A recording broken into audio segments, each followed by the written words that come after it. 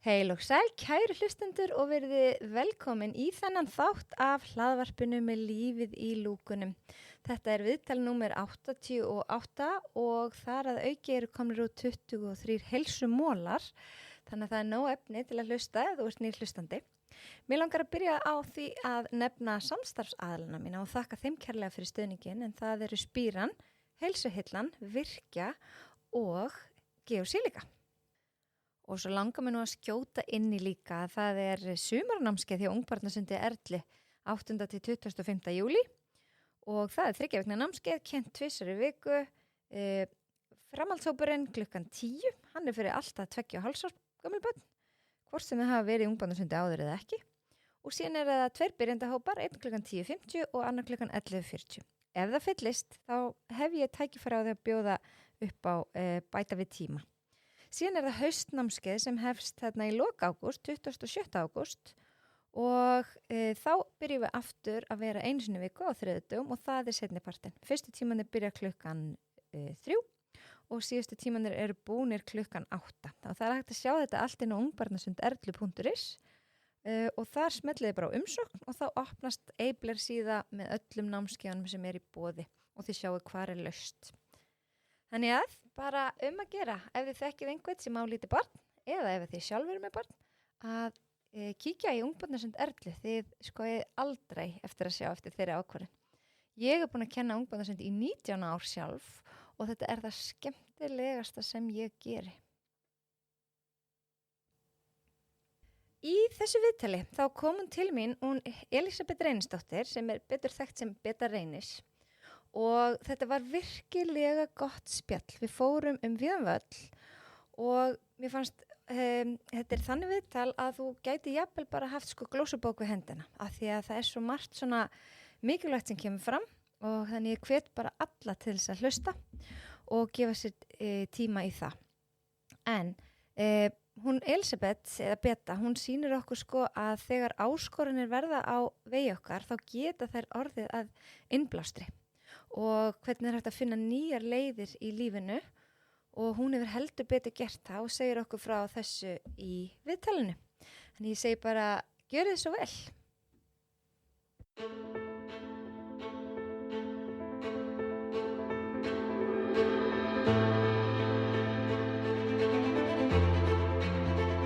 Í dag er ég með alveg frábæran gest. Það er hún Elísabet Reynisdóttir sem er alltaf kölluð Beta Reynis. Hún er næringafræðingur, næringatherapisti, frumkvöðull, bókaútgefandi og margt fleira. En svona fyrir þá sem hafa ekki mikið kynnst þér, hver er Beta Reynis? Fyrir utan allt þetta, alltaf þessi hatta. Já, ég segi alltaf að ég sé bara sveitastelpa og svolítið náttúrubarn. Ég veit eiginlega ekki, ég á 2 börn sem eru nú orðin fullorðin og ég bý ein eins og reyndar dóttir mín að flytja heim eftir háskólanám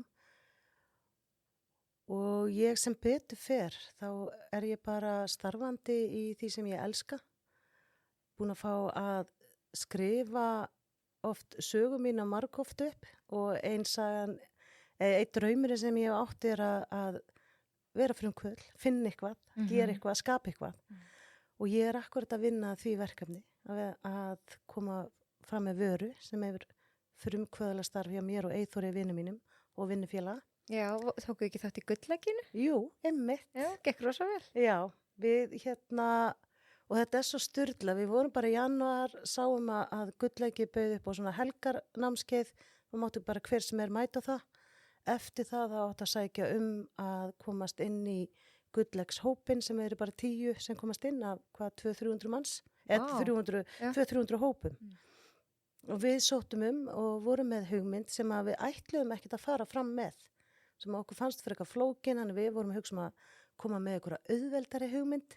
Svo þróaðist þessa hugmynd í höndunum á okkur í janúar, við sækjum komist inn og ég man alltaf, við vorum að vinna saman þegar símtali kemur og það hringdi Eyþór til að segja okkur að við höfum komist inn og það er bara símtalið að við höfum komist inn í hana 10 manna hóp, eða 10, ekki mannahóp, heldur 10 þessast 10 hópar sem Verkefni, kom, eða já, svona. 10 hópar sem komast inn, 10 verkefni, já.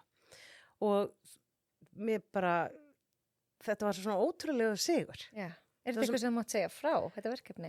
Já, við sem sagt, þróuðum, sem sagt, bjöggum til hugmynd sem að er núna að verða veruleika af munnpúðum sem að innihalda kollagen og hugmyndin í byrjun hjá okkur var að búa til munnpúða sem myndu heila slímhúðina og byggja upp tannholdið. Öfugt við þá munnbúða sem Já, er í gangi. akkurat, þetta væri sérstaklega fyrir þá sem væri búin að svolítið rústa tannholdinu og slímhúðinu með nikotínmunnpúðum og þetta væri svona til að heila þá. Og svo er náttúrulega áframhaldandi pælingar hvernig við getum þróað þessa vöru. En þar sem við erum lent í dag er að þessi munnpúðar fara bara á markað núna í sumar sem bara vara og við megum svo sem ekkert fullyrða það sem við gerðum í gulllegginu að því að það þýðir að við þurfum að senda vöruna í rannsóknir og sem við ætlum að gera. En þá kemur bara önnur tegund af vöru út þegar það er búið. Þannig að við erum bara með vöruna í höndunum í dag. Við erum byrjað að gera prototýpur Spennandi. og erum akkurat að fara núna næstu dögum í prototýpu nummer 2. En við erum að verða mjög sátt. Hún er bara nokkuð góð varan. Er þetta bara hreint kollagen inn í svona... Já, við Góða. náttúrulega þurfum að tvíka því aðeins og við þurfum að setja ákveðin önnur efni og að því að ég er næringafræðingur og þá erum við alveg að stúdera hvert einasta efni sem fer inn í púðuna að það sé ekki skaðlegt, að það sé gott efni og það sé eitt af því sem getur heilað slímhúðuna.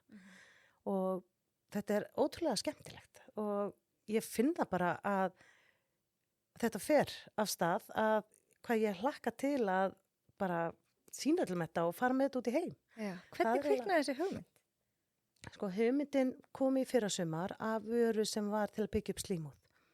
Þá hugsaði ég að ég ætlaði að búa til vöru til að byggja upp slímhúð og við Eyþór vorum svona, við vinnum saman og þá vorum við að stúdera það, hvernig við getum gert þetta og við vorum að reyna að taka inn vítamínlínu sem ég átti, vorum að reyna að taka það inn aftur og erum ennþá að því og þegar ég stúderaði þessa hugmynd, þá bárum hann að borð fyrir aðila sem hefði getað að hafi framleiðslu með okkur, en við einhvern veginn svona bökkum út úr því, eða fórum ekkert lengra með það, þannig hún lúrði bara svona í skúfunni hjá okkur. Og svo erum við að fara að taka þátt í tannlæknaásþingi, ætlum að vera þar að bara að auglýsa okkur, auglýsa fyrirlestra og bókina, Þú ræður. Og þá segir Eyþór, Beta, ef að þessi vara virka fyrir slímhúð eins og hjá konum, af hverju virkar hún þá ekki bara í munni? Og það var bara svona eins og eye-opening. Og við byrjum með alls konar hugmyndir. Já, við getum hannað bara brjósik sem að er með þessari hugmynd. Og brjósikurum var sér stað munnbúðum. Já, ok. Vá, áhugavert. Já, ekkert smá. Og við erum stundum eins og litli krakkar þegar við erum að tala um þetta verkefni okkar því að við trúum því að við stíðum með rosalega flott tækifæri í höndunum og við erum með samstarfsaðila sem er að fara að þróa með okkur þessa vöru og koma með hann á markað og það sem er besta við það er að það er verksmið á Íslandi sem ætlar að vinna þetta með okkur. Ekki. Þannig að við erum mjög spennt og en við erum góður hvað er erfitt að vera frumkvöld, byrja að þróa eitthvað, vera launalaus í marga mánuði en að því að allur tími fer einhvern veginn í hugmyndavinnuna og finna út úr uppskriftinni og þetta er allt eftir bókinni að vera frumkvöld fyrstu mánuðinir áður en eitthvað gerist. Og við erum bara þegar við hlustum aðra frumkvöðla í gulllegginu, komum fyrirlesarar og svo fyndið, við erum að fara í gegnum sömu kategóri á þeir, við erum að fara í gegnum sömu sögu á þeir. Það er bara hægt að setja sér sögu, frumkvöðl, koma vöru á markaði eða einhverju sambarilegu, sem margir að koma appi eða forritamarkað og við erum bara, þetta er bara svona gegnu gangandi sama uppskriftin. Er það allir lenda sömu veggjum og svona? Það er bara erfitt að byrja, þú byrja með einhverja hugmynd og það er erfitt að fá fólk með sér þú ert ennþá bara með hugmynd í kollinu. Við vorum bara svo ótrúlega heppin að þeir aðilar sem eru að fara að vinna með okkur, að þeir hringdu í okkur. Já. Og við náðum það vel saman að við bara ætlum að, og vonandi, að gera þess að vinnu áfram saman. Einmitt. En sko, ef þetta byggir upp slímu, þannig að hver sem getur notað þetta. Já, í rauninu Er þetta megum við ekki segja þetta byggir upp slímu, Nei, ok. en það er að því að þá þurfum við bara dýrari framleiðslu, við þurfum að fara í gegnum fyrst rannsóknarferli. En hver þá aðal svona markmið með þeim? Það er að hvíla slæman á hana. Akkurat, Og fyrir þú- þá sem eru að nota óhollustu Já. búðana, nikotínbúðana. Og margir er að sína með tannholdi, það er alveg saman hver ég kem. Ég er búin að tala við lækna og tannlækna verið að segja, þetta er fíkn, nikotín er fíkn. Og þú ánýtast þessu og það, ég segi alltaf, mér finnst, getur tekið bara skömmin að nút, þetta er bara, við erum mennsk. Og það sem við erum að koma inn er að þú getur hvílt slæman ávana með góðri vöru. Kekk. Og auðvitað erum við að vona að hún sanni sig og að fólk losni við róða og það er búin að fara pröfur í gang. En við megum ekki segja það. Það verður bara maður, hvað maður segja, neytendurnir verður bara að svara hvernig þetta henta þeim og hvernig þeim líður með þessa vöru. Og við erum náttúrulega að vona að það verður það jákvætt að það bara orðrómurinn færist út. En nú ert þú bæði næringarþerapisti og næringarfræðingur. Hvaðan kemur þessi mikli áhugi á næringu? Já, sko, fyrir mörgum árum, 2001, þá veikist ég alvarlega og ég var þess nýbúin að eiga barn og ég skildi ekkit alveg hvað var að og ég var einn af þessum bara, það var brjálað að gera hjá mér. Ég var bara, allt í öllu, ég átti fyrirtæki með vinkonu minni og ég var með útvarpsþátt og ég vann líka á tannlæknastofu og svo bara er ég slegið niður og smá saman er ég bara veikist, ég verð bara máttlausari og verkjaðari og kemur í ljós að ég fekk taugasjúkdóm og sjálfsofnæmi sjúkdóm. Heitir hann Guillain-Barré. Guillain-Barré. Já.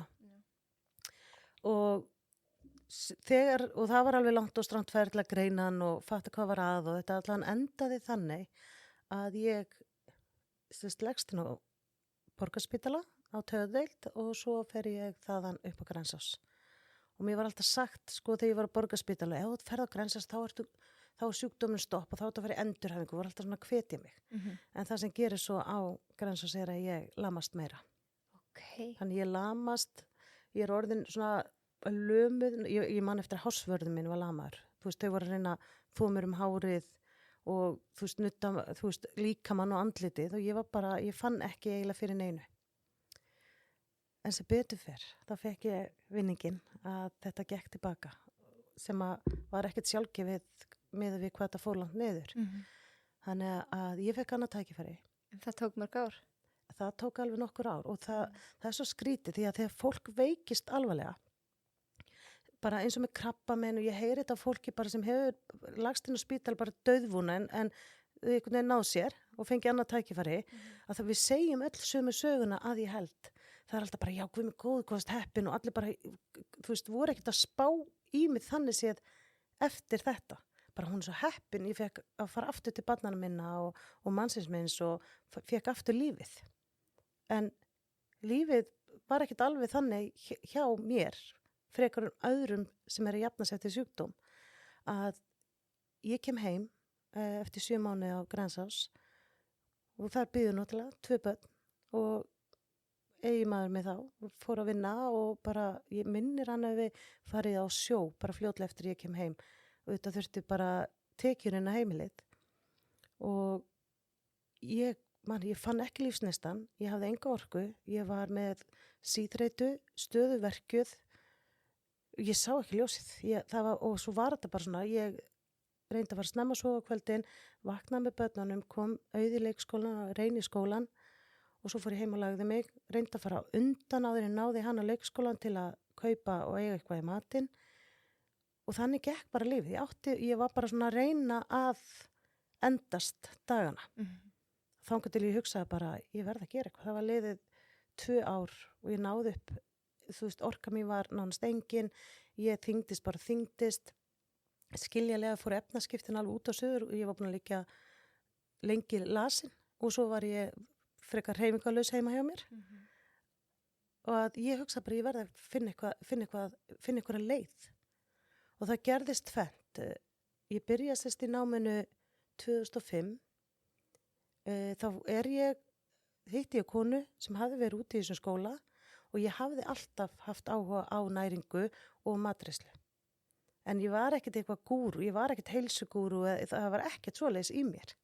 Ég var bara með áhuga á matagerð. Hvað varstu gömul þarna? Ég var bara 30. Já. Og svo hitti ég þessa konu sem hafi verið út í námi. Hún segir við mig að því að ég hefði átt með draum að fara í matvælafræði. Og að því að næringafræðin var ekki kennd á Íslandi, þannig ég mann það því ég alltaf eldur sem ömmu að elda og mamma mín er líka rosa mikið kokkur og sérstaklega bakari. Að ég var bara vön þessu. Ömmu mín að bjúka þarna margar í götunni og ég segi alltaf, ég skapaði með það, ég átti platumur og ömmur og þú veist, ég var alltaf inn eldhúsi hjá þeim og lærði og sögði mig þeirra þekkingu og vitnesku. Og ég var mjög ung þegar ég var byrjuð að elda. Og ég byrjaði 16 alltaf að verða kokkur. Okay. En svo, einhvern veginn, þá breytti ég stefnu. Þannig að ég segi alltaf, ég láti bara gamla draumi rætast og ég sagði það uppátt. Ég tek næringaterapistan í staðin fyrir að fara í erfitt háskólanám því ég var ennþá lasin. Yeah. En ástæðan að ég fer í næringaterapistan er að hún, Inga, næringaterapisti, sem ég hitti, segi við mig, viltu ekki fá upplýsingar um námið? Og ég bara, já, nei, ég er ekki að fara til Danmörku. Það var kennt í Danmörku. Ég er ekki að fara til Danmörku nám og börnin mínu hér, ég er svo mikið ein með þau. Ég hafði eiginlega ekki tengslanett. Þú veist, fjölskylda mín er að Vopnafirði og Vestmanni. Já. Og tengdafólki mitt var á Húsavík. Nema náttúrulega yndislega mákona mín, hún Hrefna, hún bjó með mér og var í háskólanum. Þannig að hún var svo sannarlega mín stóð að stytta. En allavegna, þá kemur svona bliss. Þú veist, þessi moment sem breyta lífið þínu. Ég er að keyra, ég er að fara hringbrautina, hringtorgi í háskólanum og það gerist eitthvað. Ég segi alltaf svona að það gerist eins og mér líður svona eins og að það hefur verið kastað ljós á bílinn minn. Og þú veist, það kemur eitthvað svona skellur í hausin á mér líklega. Og ég keyri bara, ég held ég að fara 3 hringi. Og svo keyrði ég út úr hringtorginu, aftur, hitti Ingu og sagði, viltu láta mig hafa upplýsingar í skólan. Og sóttum, byrja þarna haustið. Og ég segi það þegar ég byrjaði í næringaterapistanum, þetta var sérst lótukent, þannig við byrjum að fara viku, svo var þetta stundu bara langar helgar, en það sem ég var heppin að vinkonum í bjóðatn úti, það var nýflutt og var í læknisfræði. Þannig ég fekk bara inni hjá henni og svo voru 2 aðra íslenska stelpur sem voru að byrja á sama tíma og ég og þær eru náttúrulega bara, við erum alla bara góða vinkonur og við gistum oft ykkursta bara saman í skólanum eða fundum ykkursta stað. Og þetta var orðið svo ómetalega, andleg bara lækning. Ég fekk einhvern veginn svona lífið mitt aftur. Því ég satt í Danmörku, satt niður í kaffhúsinu sem fórum alltaf þegar við lentum, satt með hádegismatinn minnum og yfirlega vorum við komnar hádegi til Köpen og skólinn byrjaði seinnipartinn á föstudegi.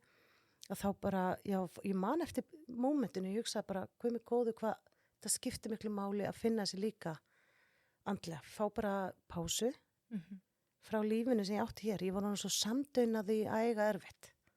Ég var náttúrulega svo samdauna því að ég var sjúklingur. Heldur það sé algengt? Já, ég til miður. Og það er ekkert skrítið. Við erum bara, og ég er eftir bara í hræðilegri lífsreynslu og fólk var líka að vera að hitta mig. Það var bara, þú veist, ef ég fór eitthvað til matabóð, það var bara hvað mig góð að beta segðu bara frá. Þannig ég var alltaf einhvern veginn í svona, mér fannst ég alltaf verið í svolítið pollinum. Já, veikindi mig. Og svo enda með að svo kom einhver ár og það er ekkert langt síðan að ég fann að ég var ekkert vilju að tala um þetta. Af því mér fannst þetta neikvæð orka því ég var komin upp úr þessu og þetta er bara liðið. En núna get ég einhvern veginn tala um þetta og sérstaklega ef ég get hjálpað öðrum. Og gefið reynslu mína að aðrir geti samsama sig við mig og ég gefi þessum von. Það er ekkert endilega það að læknast, en það að lifa góðu lífi með góðum lífsgæðum sama hvað. En finnst þú búin að ná þér alveg aftur? Nei, ég ger það náttúrulega aldrei. En ég er búin að ná mér að því leiti að ég á gott líf. Og ég lítið á mig sem mjög heilbriða. Svo koma bara þessi slæmi dagar. Þeir koma og svo fara þeir. Og þá koma góði dagar. Það er bara svolítið þannig. Og ég fæ mína taugaverki annars lagið og slæmköst og það ég nenni ekki eins og spáði, þegar kemur, þá vil ég helst ekki tala það. Það er bara að þetta líður og þú veist, stundu tekur hann einhverja klukkutíma, stundu tekur einhverja daga, þetta bara kemur og svo líður þetta. Það sem skiptir mestu máli í þessu öllu, það er að hugsa vel sig. Það er að sinna sér, ég finna alltaf, ég fæ verstu köstin þegar ég er búin að vera á slæmri næringu, sofa illa, vera mikill í streitu og vera í ykkur svona álæg, ykkur tráma eins og bara gerist. Hvað er heilsa fyrir þér í dag og hvað myndir að segja að skilgreina allt öðru sem þú varst 20? Já, heilsa fyrir mér er það að vakna og líða vel í eigin skinni. Þú veist, ég vakna og ég finn að ég hef orku daginn. Það er alveg sama, á tímabili þurfti ég alltaf að hafa, þú veist, ég var alltaf með hæki, bara fyrir öryggið. Okay. Þetta ekki, ég datt stundum. Heilsa fyrir mér í dag er að finna gleðina, líða vel í lífinu, vera félagslega sterk, vera ekki fyrir fælni og hafa orku til að takast á við líf og hlakka til. Það er það skemmtilegsta tilfinningi sem ég veit, það er þegar ég vakna og ég hlakka til dagsins. Þetta er samlegt. Og það er ákveðið heilbrigði fyrir mér, alveg sama þó ég hugsa oft, ég þarf að fara í sjóðandi heitt bað eða í heita pottin til að vekja hans líkamann. Það er allt í lagi, ég hlusta alveg á líkamann og bara virði það sem hann biður En hvort sem heilbrigða og óheilbrigða því að líkaminn er svona, nei. Heilbrigði kemur að mér líður vel andlega og þá líður mér betur líkamlega að því þá bara gerir þessi líkam beður svo við getum tekið á móti deginu. Nákvæmlega. En svo þegar þú varst búin þarna í næringarþerapíinu, þá fórstu líka í næringarfræði. Var það löngu setna? Nei, ég klára næringarþerapíuna, ég tók 3 ár, ég útskrifast 2008 og ég hafði greinilega eitthvað svona undirliggjandi grun að maður myndi langa að halda eitthvað áfram. Ég var ekki búin með stúdentspróf, átti ykkur örfá einingar eftir, þannig að ég hafði dúllað mig við það þessi 3 ár að taka alltaf fög til að klára stúdentsprófið samhliða. Þannig 2008 var ég loks stúdent og kláraði næringarþerapíuna og þá byrjaði að kenna næringarfræði við Háskóla Íslands. Þá fann ég alveg svona, þetta er það sem ég langaði. Þetta var stærsti draumurinn. Þó að það héti matvælafræði í mínum draumum, þá var bara að því það næringarfræði var ekki kennt. Þá ákvað ég til að sefa drauminn minn að skrá mig í 1 fag í háskólanum og prófa að taka 1 fag sem ég gerði. Ég tók bara almenna næringarfræði, alltaf svona sjá hvort ég geti bætt eitthvað við næringarþerapistan og svona lauga sjálfum mér og lauga fyrirverandi manninu mínum að ég var alls ekki að fara í langt nám. Svo fann ég bara, það var ekkert annað í stöðinu þegar ég var búið með þetta eina fag en að byrja í næringarfræði alveg.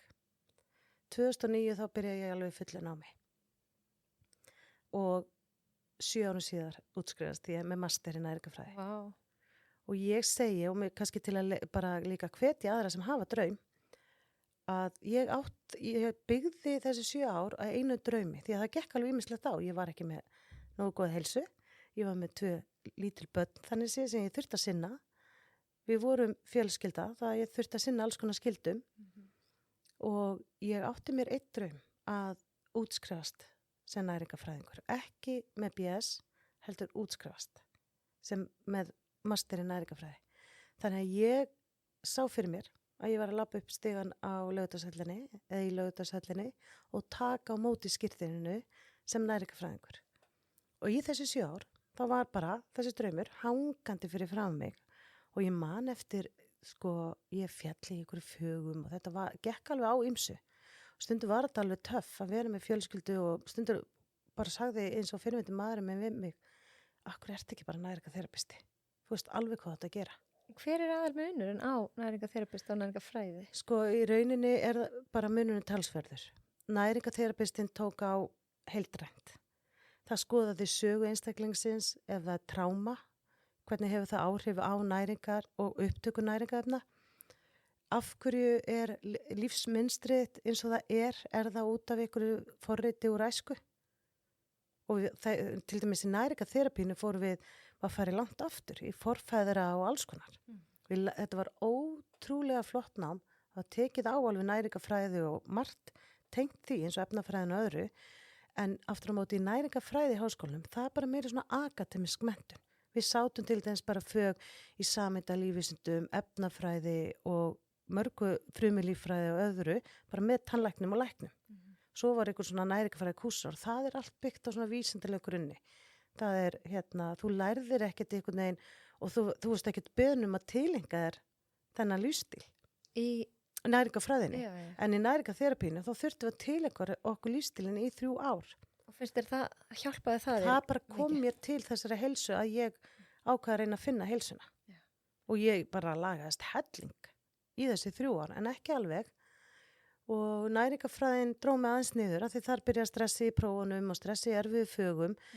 En ég segi alltaf að þess virði, því að þegar ég var að skrifa mastersverkefni mitt, þá var ég búin að salla mig aftur kílónum sem ég hafa losnað við í næringatherapíunni og ég hugsa að þetta er eitthvað skrítið, ég er frekar holl. Ég er ekki að borða óhollan mat, að ég sé aftur orðin of þung. Þannig að ég fór bara að setjast niður og stúderaði svolítið hvað er mér að misjást, hvað er það sem að ég er að klikka á. Vist, ég er ennþá allt of verkuð og veik og ég er samt að gera allt rétt að því taldi. Þannig að ég laðist bara í að skoða og grúska og ákvaða þar að búa til bara prógram fyrir mig, notaði næringaþerapíuna og notaði þekkinguna mín og næringafræðinni og endaði á svona svolítið bólguðandi mataræði og notaði líka til að lækka blóðsykurinn og það var alveg sama hvað ég mældist, ég var ofta að tékka hvort ég væri komið sykursýki 2 eða hvað það væri, ég var alltaf alveg bara fín í sykri en ég var samt með þess að tendesa að sækja í kolvetni og fitna kolvetnum, þó ég væri ekki að borða neitt eitthvað áberendi mikið og óhöll kolvetni. Hvað er þá að í líkamann þegar þetta gerst? Það er bara, ég er með tendesi í svona insulín viðkvæmni eða viðnám.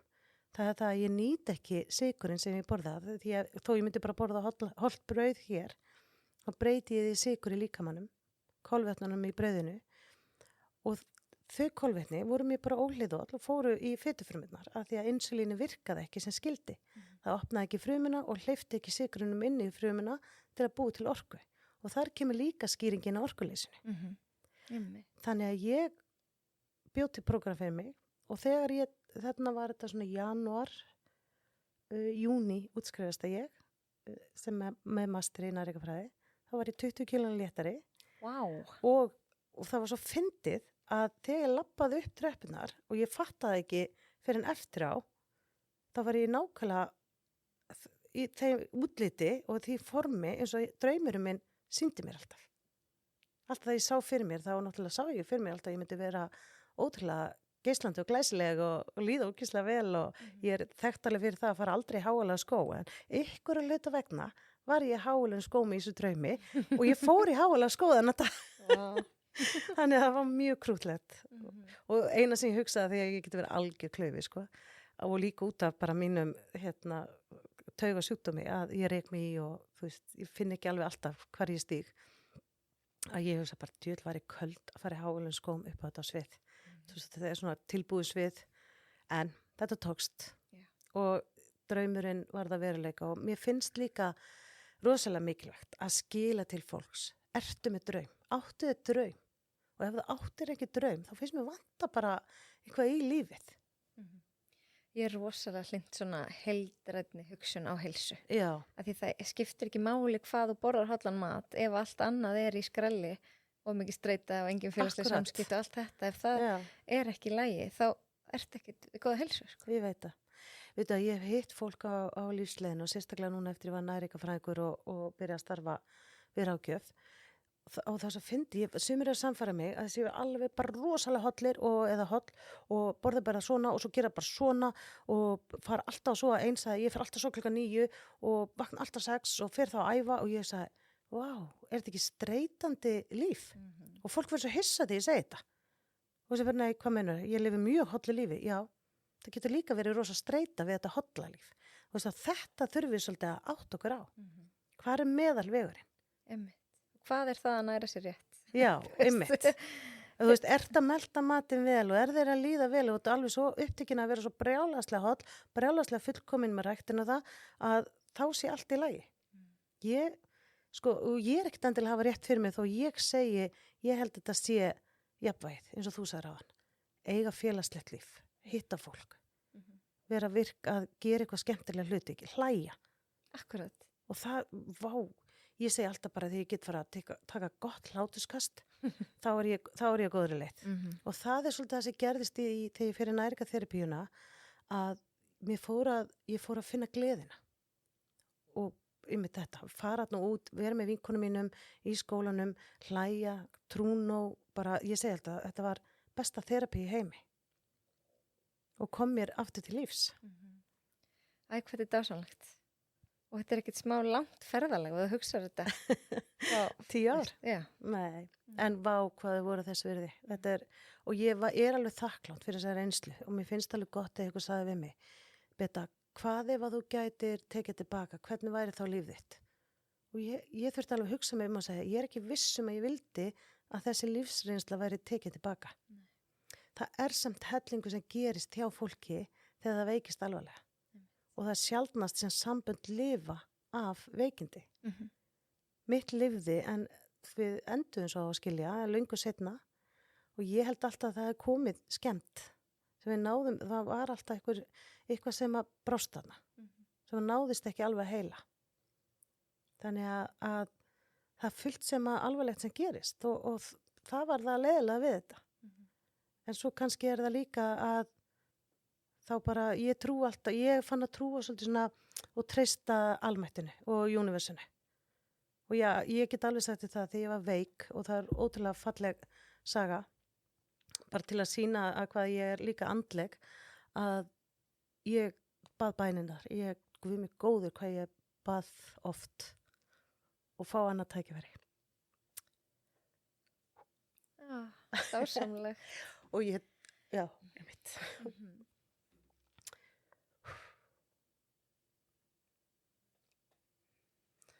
Tekur á að ræða með þetta eins. En sko því þú talaðir aðeins í byrjun að sko það hefði verið svo mikið að gera. Þú veist, já, mikið að gera. Ég bara velta fyrir mér, er maður þá, hvað segir maður, er líklega að maður geti fengið svona sjúkdóm eins og þú? 100%. Já, það er svolítið. Það er sko það sem ég ráðleg fólki þegar allt er í gangi við þjóðfélagi hérna, við förum alltaf á hliðina.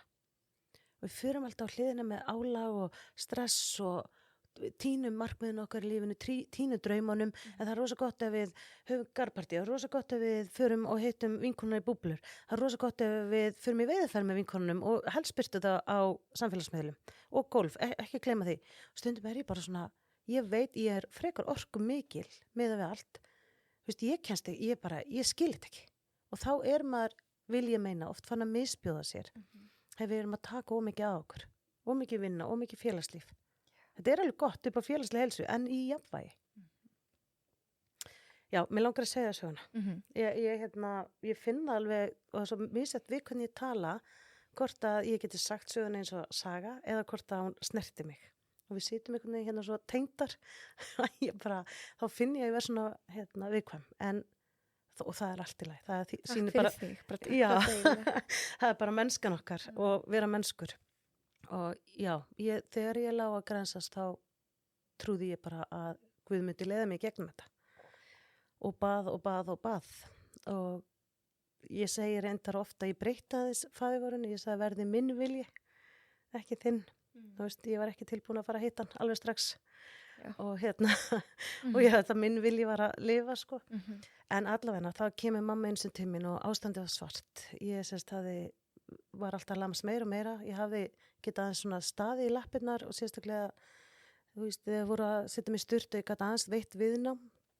En þennan dag þá datt ég og þá var alveg ljóst að ég var að lamast meira.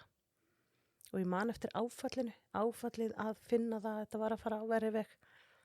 Og mamma kemur til mín, mamma var alltaf hjá mér með litlu stelpunum mína, bara hún veikist því að 3 mánaða. Vá, ég fæ bara gæsa. Já, þetta var alltaf svona djókur á grensa þess að hvort að hún myndi vera fyrir til að labba þegar allt fór að verða svona skýrt. En þessi vika var svolítið átakaleg og mamma kemur til mín og segir við mig að þessi bænarhringir alla bæ. Þessi hringdi og er að fara í bænarhring og þessi hringdi og mér fannst þetta alveg gott og ég man eftir að svo skríti, við verðum ykkur töffarar á tímabili og ég svona hugsaði ekkert eins mikið að biðja bænir eða hlúa að sjálfu mér og treysta almætturinn fyrir mér. En allavega þarna þá kemur mamma og kvöldi voru bænarhringir. Og ég bara hugsaði ekkert meira það, ég fyrir að sofa eftir kvöld og ástandi slæmt, ég var orðin veikari. Og ég man eftir ég vaknaði þegar læknanema sem kom inn á Grensus, þau gríðan áhuga að tala við mig, fá að heyra reynsluna og bara fá að læra. Og mér fannst alltaf frábært. Mér fannst bara frábært að þau voru að gera sitt best og þau kom oft með einhverja hugmyndir og alls konar. Og sögðu mér að þau hefðu skoðað þetta og áttu þessu að því að ég myndi örugglega geta náð mér og þau gáðu mér ofta alveg gríðarlega von. Nema þarna þá kemur fullt af fólk inn og kemur læknir og ég segi alltaf, ég gæti verið lömuð og þú veist, hálf dauðvona, ég var dauðvona og samt kom alveg rosalega sætum maður inn og ég bara svona,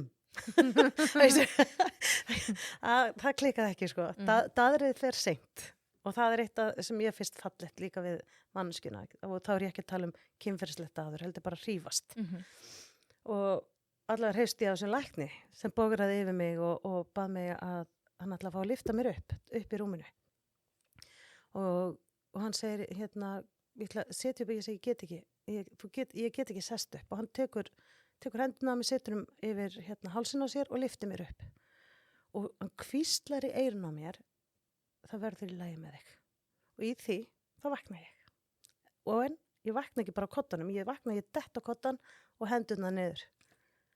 Varst það draum þetta? Ég veit ekki hvað er draumur og hvað er raunveruleiki. Bænarhringir, einhver læknamiðl hafi heimsótt mig, alltinu var ég ein í herbygginu og ég hringdi svo og náði að hringja bjöllu og biðja aðstoð að koma mér aftur fyrir og það var enginn sem kom. Og ég finn alltaf sterk sem ég segi frá þessu, því að svo sagði ég ekkert frá þessu. Og ég man eftir að mamma kemur daginn eftir og að bera mig krem og svo fyrir mér þetta daginn eftir, ég man ekkert alveg hvort að vera ykkur dagar á milli eða bera mig krem og þá finn ég allt inn í efri vörun, ég var svo dofin í andlitinu og röddin var eiginlega farin og þá finn ég að ég finn fyrir puttunum á mömmu ekki svona, þú veit, eins og það með tannlæknadeyfður, þarna var allt eins og deyfingi væri farin úr efri vörunni og þá man ég bara, mómentið, ég að lagast. Það byrja mjög lasin þetta litla moment og ég man ég horfði á mömmu og við bara mamma var alltaf að reyna að vera svo sterk að sína ekki áhyggjur sínar en þarna runni bara tár hjá okkur báðum ég bara, mamma, ég finn og þá vissu við einhvern veginn að því vonin var að þetta færi að stoppa þá vissu við einhvern veginn að þetta var stopp og þá væri leið tilbaka. Heldur að vonin skipti miklu máli í bata? Já. Ég syndi ótrúlega jákvæðni. Ég er svo þakklátt að hafa veikst í góðum andlegu jafnvægi að því að ég myndi ekki vilja takast á við svona sjúkdóm í andlegu ójafnvægi. Og ég hef sagt að mér hefur liðið illa andlega og mér hef farið í þrot og bara fyrir ekki löngu síðan og leita mér aðstoð og sagt bara ég átti bara erfitt. Ég átti erfitt einhvern veginn að fóta mig aftur við skiljum og það var allt alveg fallegt og yndislega fyrirmyndi maðurinn minn og allt það, þetta er bara átök. Og ég flyta frá Austfjörðum, ein suður með dóttur mína sem var að fara í menntaskóla og ég finn alveg og fann þá að þetta var bara ómikið. Og hélt samt áfram og svo svolítið seinna, þá kom áfallið. Og ég man eftir að þegar ég labbaði inn til læknis og sagði ég held ég þurfi lyf. Ég þarf hjálp. Og sem ég gerði í smá tíma. Og ég bara lænaði þessu sjálf upp. Ég vissi hvað ég þurfti. Ég verð að sofa, ég verð að finna ró í hausnum á mér og svo skal ég finna út úr þessu. Akkurat þetta, ró í hausnum. Já. Þetta er það sem fólk gleymir. Já. Það ætla svo mikið að bæta allt með öllu utanakomandi. Já. Það gleymir innrivinnunni. Ég gerði eitt sem var eiginlega bjargvætturinn minn og ég segi það alveg óhikað. 2017 þá kíki ég í heimsókn á Flateyri, þá var vinkona mín þar. Ég hafði kíkt til hennar 2016 við vorum í ferðalagi og 2017 þá segir hún að því það var herbyggi til leigu sem hún vissum, hún segir komdu bara. Þannig ég fer og í mánuð á Flateyri 2017, bara ein með sjálfum mér, hafði hann náttúrulega þarna við hliðina og hún heiti Bryndís, þessi elska, og hún alveg svona, hún var ekkert að taka þátt í ykkur svona væli, hún sagði já, þetta mun bara jafna sig, en lét mig þannig sé friði með mig, sem var alveg gott, og ég kynntist þannig fólki sem áttu vagnin, og sú saga var alveg ósælega falleg hvernig ég kynntist heim og það var eiginlega bara... Hvað er vagnin? Já, vagnin á Flateyri sérst matsölustaður og pub og þetta eiginlega svona félagsmiðstöð. Og þetta ótrúlega flott, þetta er svo skrítið, þetta bara svona, já, sveita pub í rauninni, en þarna kom allir saman, 5:00 á daginn, kallað drekkutími, þetta sem fá sér áfengin, aðri bara kaffi, og þarna hittist fólk og tekur stöðuna og svo kannski bara fólk að fara heim að elda og gera eitthvað annað. En þess að vantaði helgarkokk á vagnin og þau biðja mig að taka það að sér. Eða ég segi eitthvað svona, já, ég gæti nú aðstoða ykkur og þau bara, já, nei, vissi ekkert að ég hafði unnið sem kokkur, sko. Ég var ekkert einhvern veginn að flaggaði, en svo var það þannig, ég tók að mér helgi og þá allt í einu vaknaði einhver nisti. Ég fór bara að skreita einhvern veginn disk og fór að tína blóm og þau voru bara, já, í alveg, þú sérst kanta elda. Þannig að þetta var æðislega helgi og þetta var svona, ég segi þegar þú ert búin að vera að æfa langhlaup eða marathon og þú allt í einu gast bara hlaupið, ég helst þú getur það ekki. Þannig að 2018 þá flutti ég á Flateyri og vann sem kokkur á vagninum og svo var ég aftur 2022. Þannig að ég fyrir mig andlega, þá þetta rosalega gott að bara skipta gír. Og ég líka fara unni við kvikmyndageran og þetta kannski svolítið bara minn karakter. Ég þarf að fá stundu bara pásu fyrir þessu og gera eitthvað annað. Og það er svo ótrúlega gaman að fara bara í vinnugalan, vera ógeðslega þreytt, vinna með höndunum, líkamannum allan daginn. Þannig að þetta er líka eitthvað sem maður þarf að... Þú er svo skapandi. Já, ég sé alltaf þetta er mín list. Þegar ég fæ að fara að elda og mér líður vel, þá finn ég að ég í lagi. Þetta er svo dásamlegt. Þetta er örugglega eins og sumir mála mynd eða búið til tónlist eða hvað þau gera. En þetta er allt svo fallegt, en mér langar líka svolítið að fara að skipta aðeins gír og fara svolítið yfir í næringuna og næringafræðina, því ég veit að það er sko mikill áhuga fólki og þegar ég held fyrirlestra sem heilsumarkþjálfi, þá gæti ég örugglega tala í klukkutíma bara næringu og matræði, sko. En þetta ég hef það bara stutt, en fólk er svo forvitið. Hvað er rétt, hvað er ekki rétt. Þannig að þessi upplýsingaóreiða sem einhvern veginn í gangi, hvað segir þú? Hverju á fólk að trúa og af hverju? Hvar hefur að byrja? Sko, ég segja eiginlega sama þú. Fólk er alveg gríðarlega áhuga og spyr mikið. Það er rosalega mikið að núti og það er líka bara mikið frá eins og embætti landlæknis sem ég er ekkert endilega sammála. Eins og notkun á jurtaolíu. Ég er ekki sammála því. En það er líka kannski bara gott. Við eigum ekki að vera öll sammála. Nei, ef við ekki bara byrja að ræða þær. Jú. Fræjulegunar. Til dæmis. Hvað finnst þér þær? Sko, ég nota frekar ólífuolíu, kókosolíu og avokadóolíu og smjör. Íslensk smjör. Ég elda helst bara úr íslensku smjör. Það er best. Ég er bara sama sinnis. Ég vil meina það að viðbrigðin fyrir líkamann, það sem var hérna fyrir 30, 40, hvað ég að segja, 40 árum, þá breytist þetta munstur. Olíurnar fara að koma á markað og rannsóknir sína það er lækki hjartasjúkdóma. Sem er ekkert endilega, jú, það er eitthvað rannsóknir sem sína það er aðra rannsóknir sem sína annað. Allavegna. Það sem kemur í ójafnvægi á þetta er það að við þurfum að fá omega-6 og omega-3 fitusýrur með fæðunni, því að þetta eru lífsnauðsynlega fitusýrur. Omega-3 er í fiski, feitu og hörfræjuolíu, að meðan omega-6 er öllum jurtaolíunum. Og chíafræjum líka þegar ekki omega-3, eða hvað? Jú, en það er ekki, það færði eiginlega ekki chíafræjuolíu. Nei, það er rétt, já, þú erum talað um olíunar, já. Þú veist, þess vegna er ég alltaf að ráleggja og til dæmis í bókinu minni þú ræðið, þá er uppskriftir af mikið á chíafræ graut eða búst, þannig ég nota chíafræðin þannig. Það er alveg rétt, chíafræðin náttúrulega ofurfæði. En omega-6 er allar jurtaolíurnar, allt sem hérna í búðunum hjá okkur sem ekki heitir ólífuolía eða avokadóolía. Repjólja, Já. sólblómolja, þetta, já.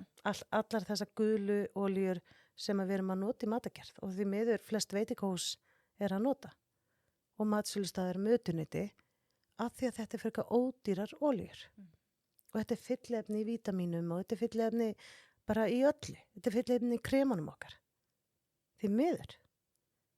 Þegar það er ójafnvægi á þessum oljum og ef við byrjum aftur bara fyrir 40-50 árum þá var jafnvægið að taka inn omega-3 sem er bólgueyðandi oljur en víkka út æðarnar. Það er hlutverk omega-3. Omega-6, að hún er líka lífsnauðsynleg, hún kemur inn sem bólguvaldandi faktor og æðaþrengjandi.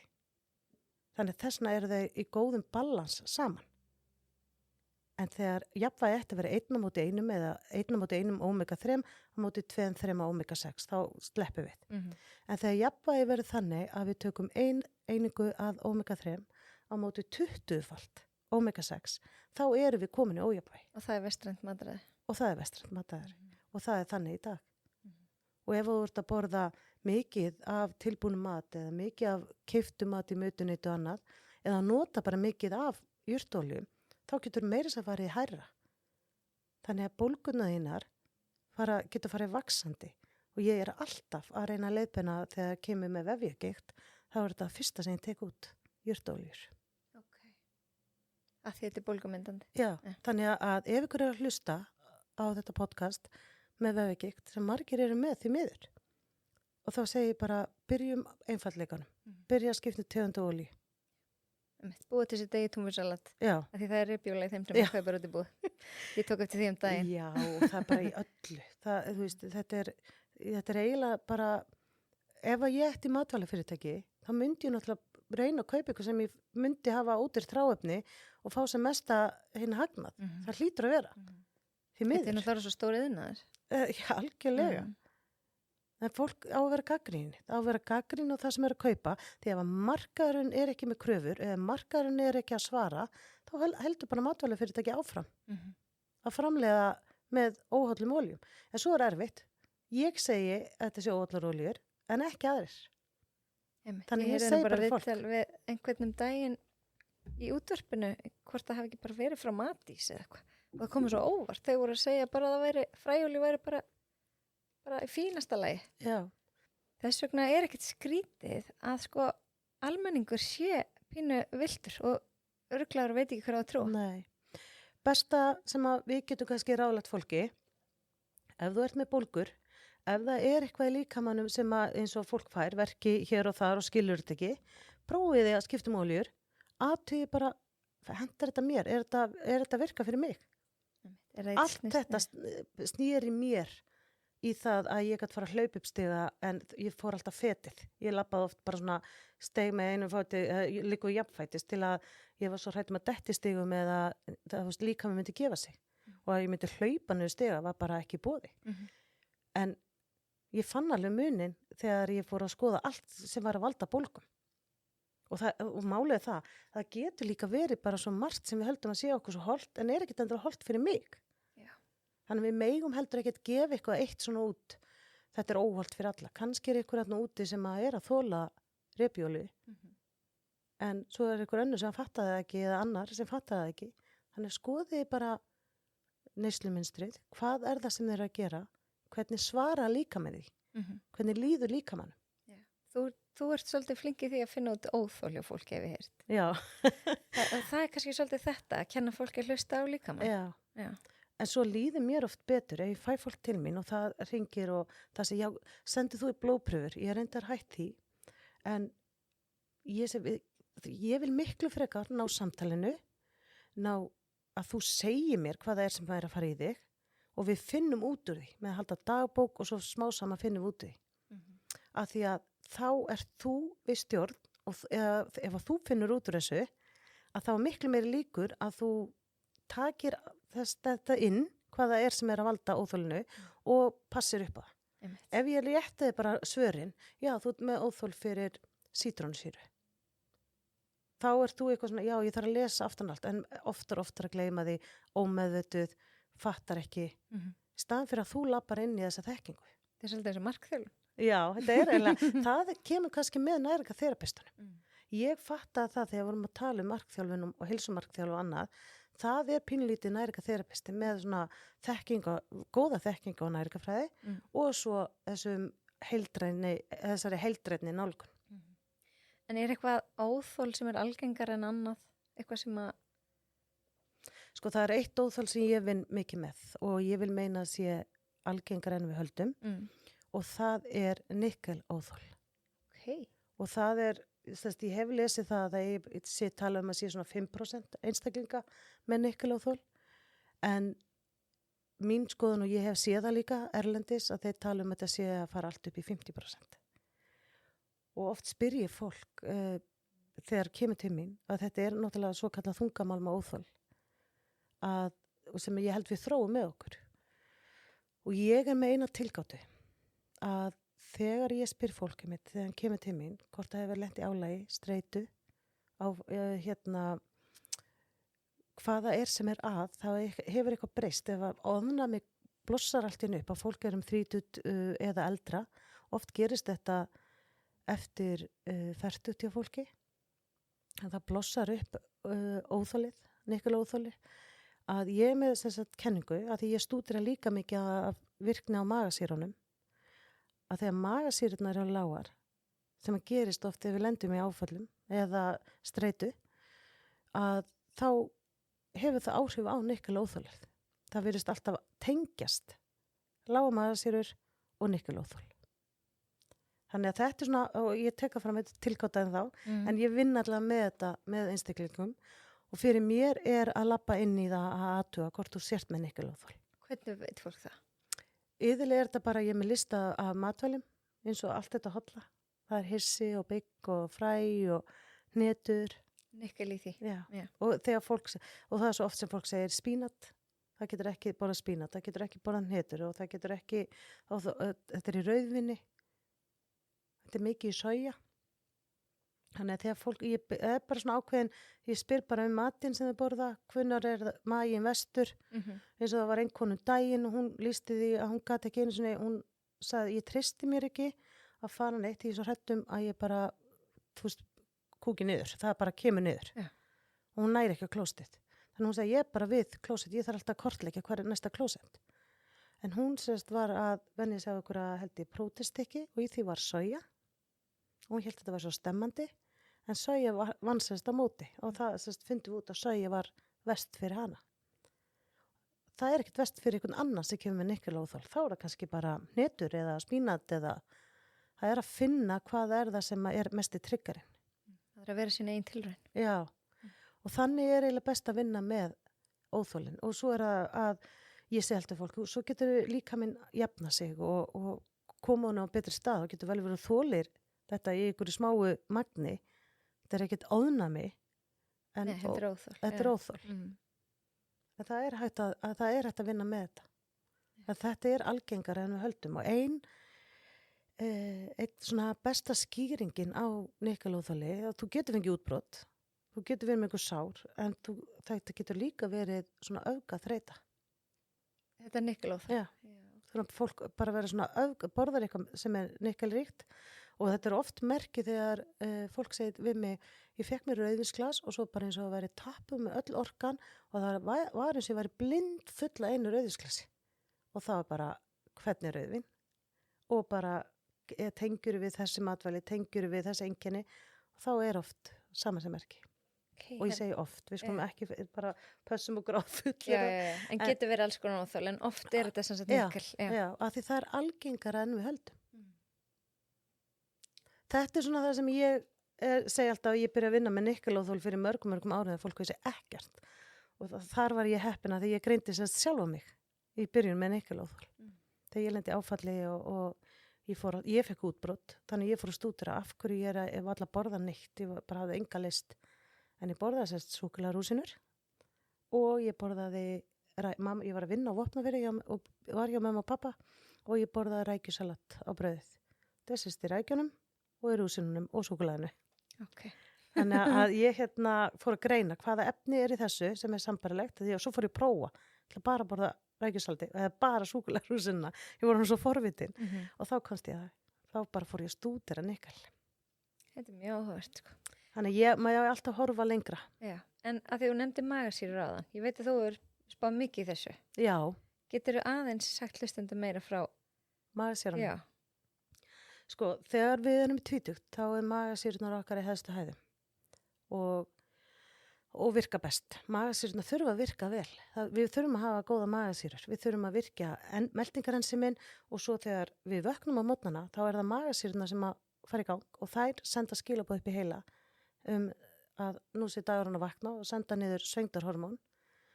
Þannig að með árunum þá lækka magasýrunar og þegar við erum orðinum áttrætt. Út af hverju fyrir ekki? Sko það lækka bara út á aldri. Já. Þetta er bara annað sem hrörna með líkamannum. Þannig þarna er bara triks hvernig við vinnum með líkamannum okkar þegar hann eldist og bara upp á 20 er hann að byrja.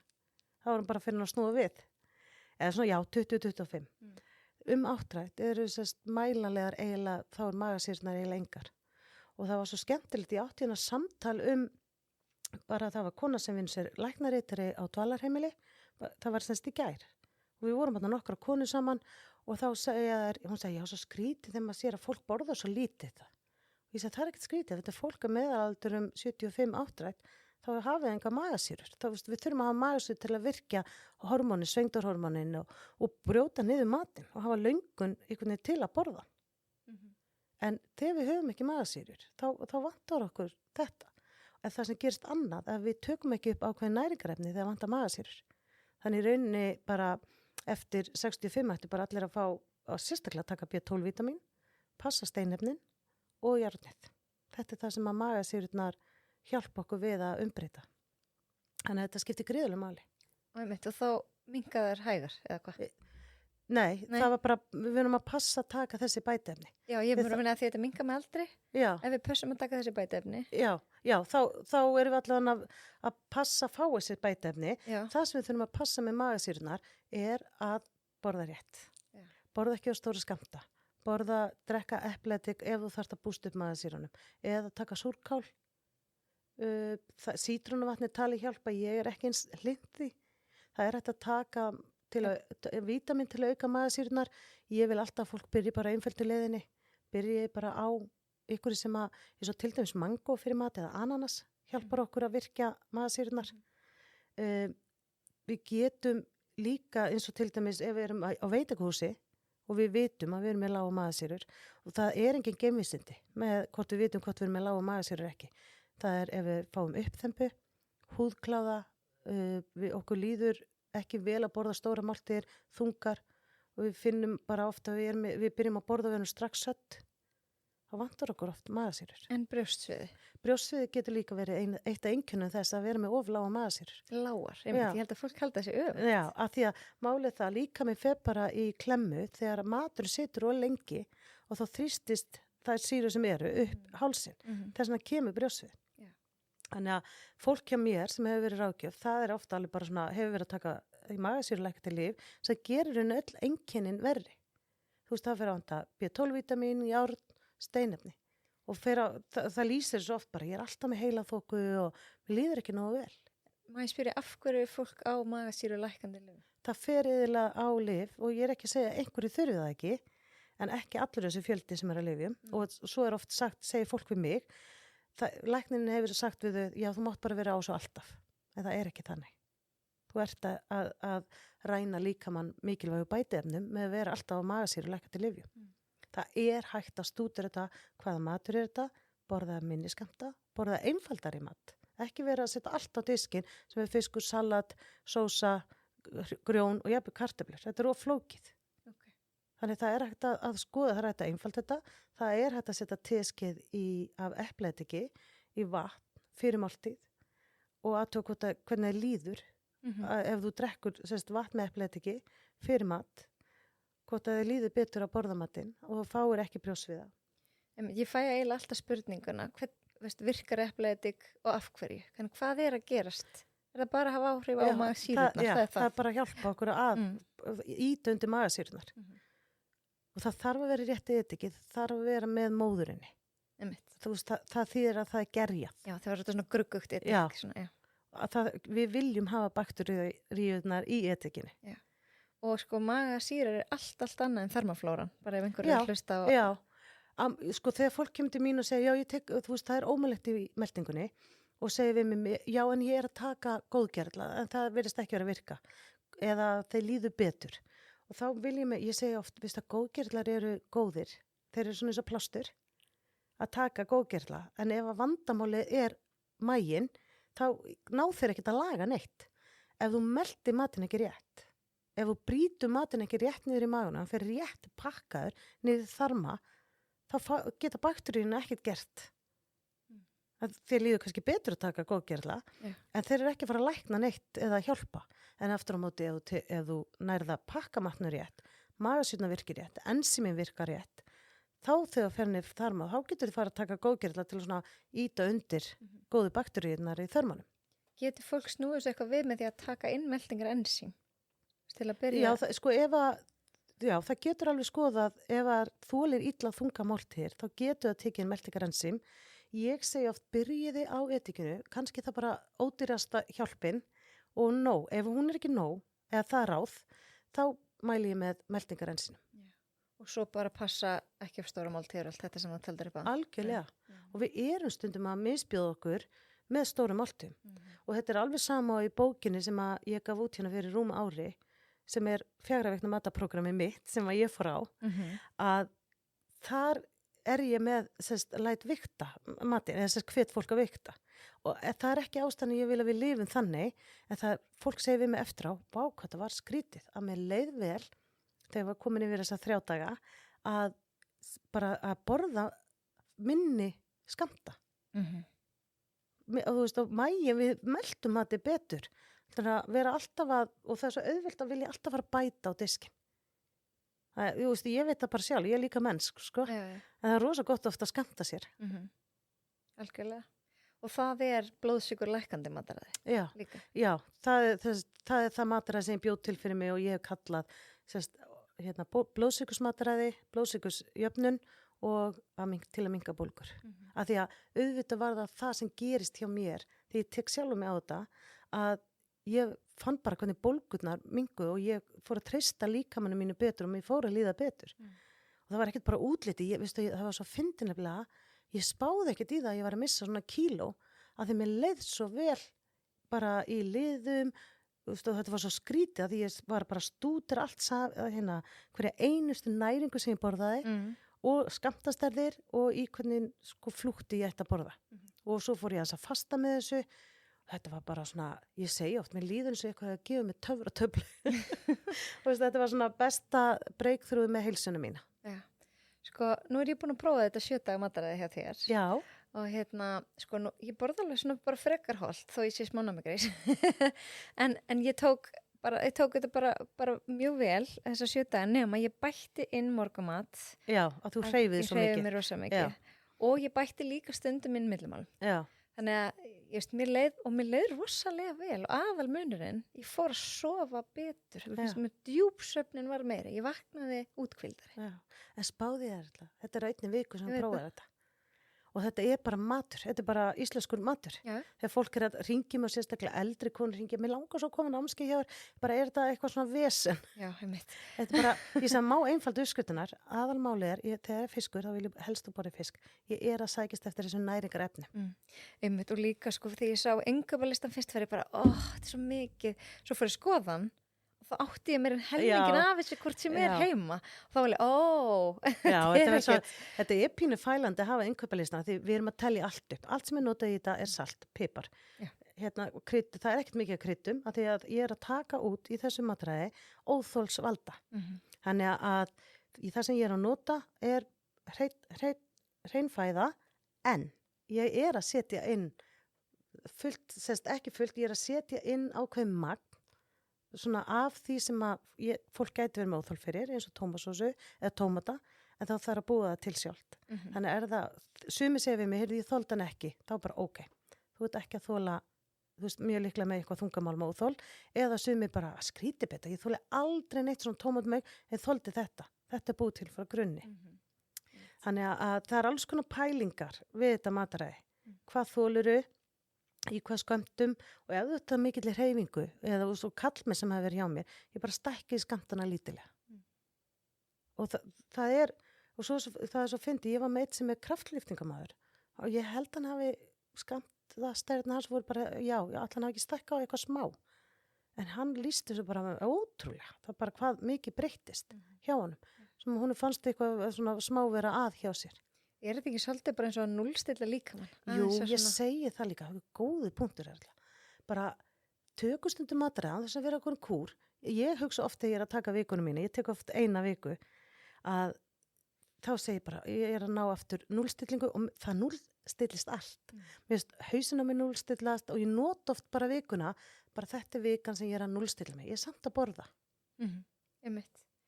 Þetta er bara ágætt hreinsun. Já, en svo er það fösturnar, af því að það er rosalega skipta skoðanir föstur, sérstaklega sko hjá konum. Já. Ég kallar virðast þola föstur betur. Já.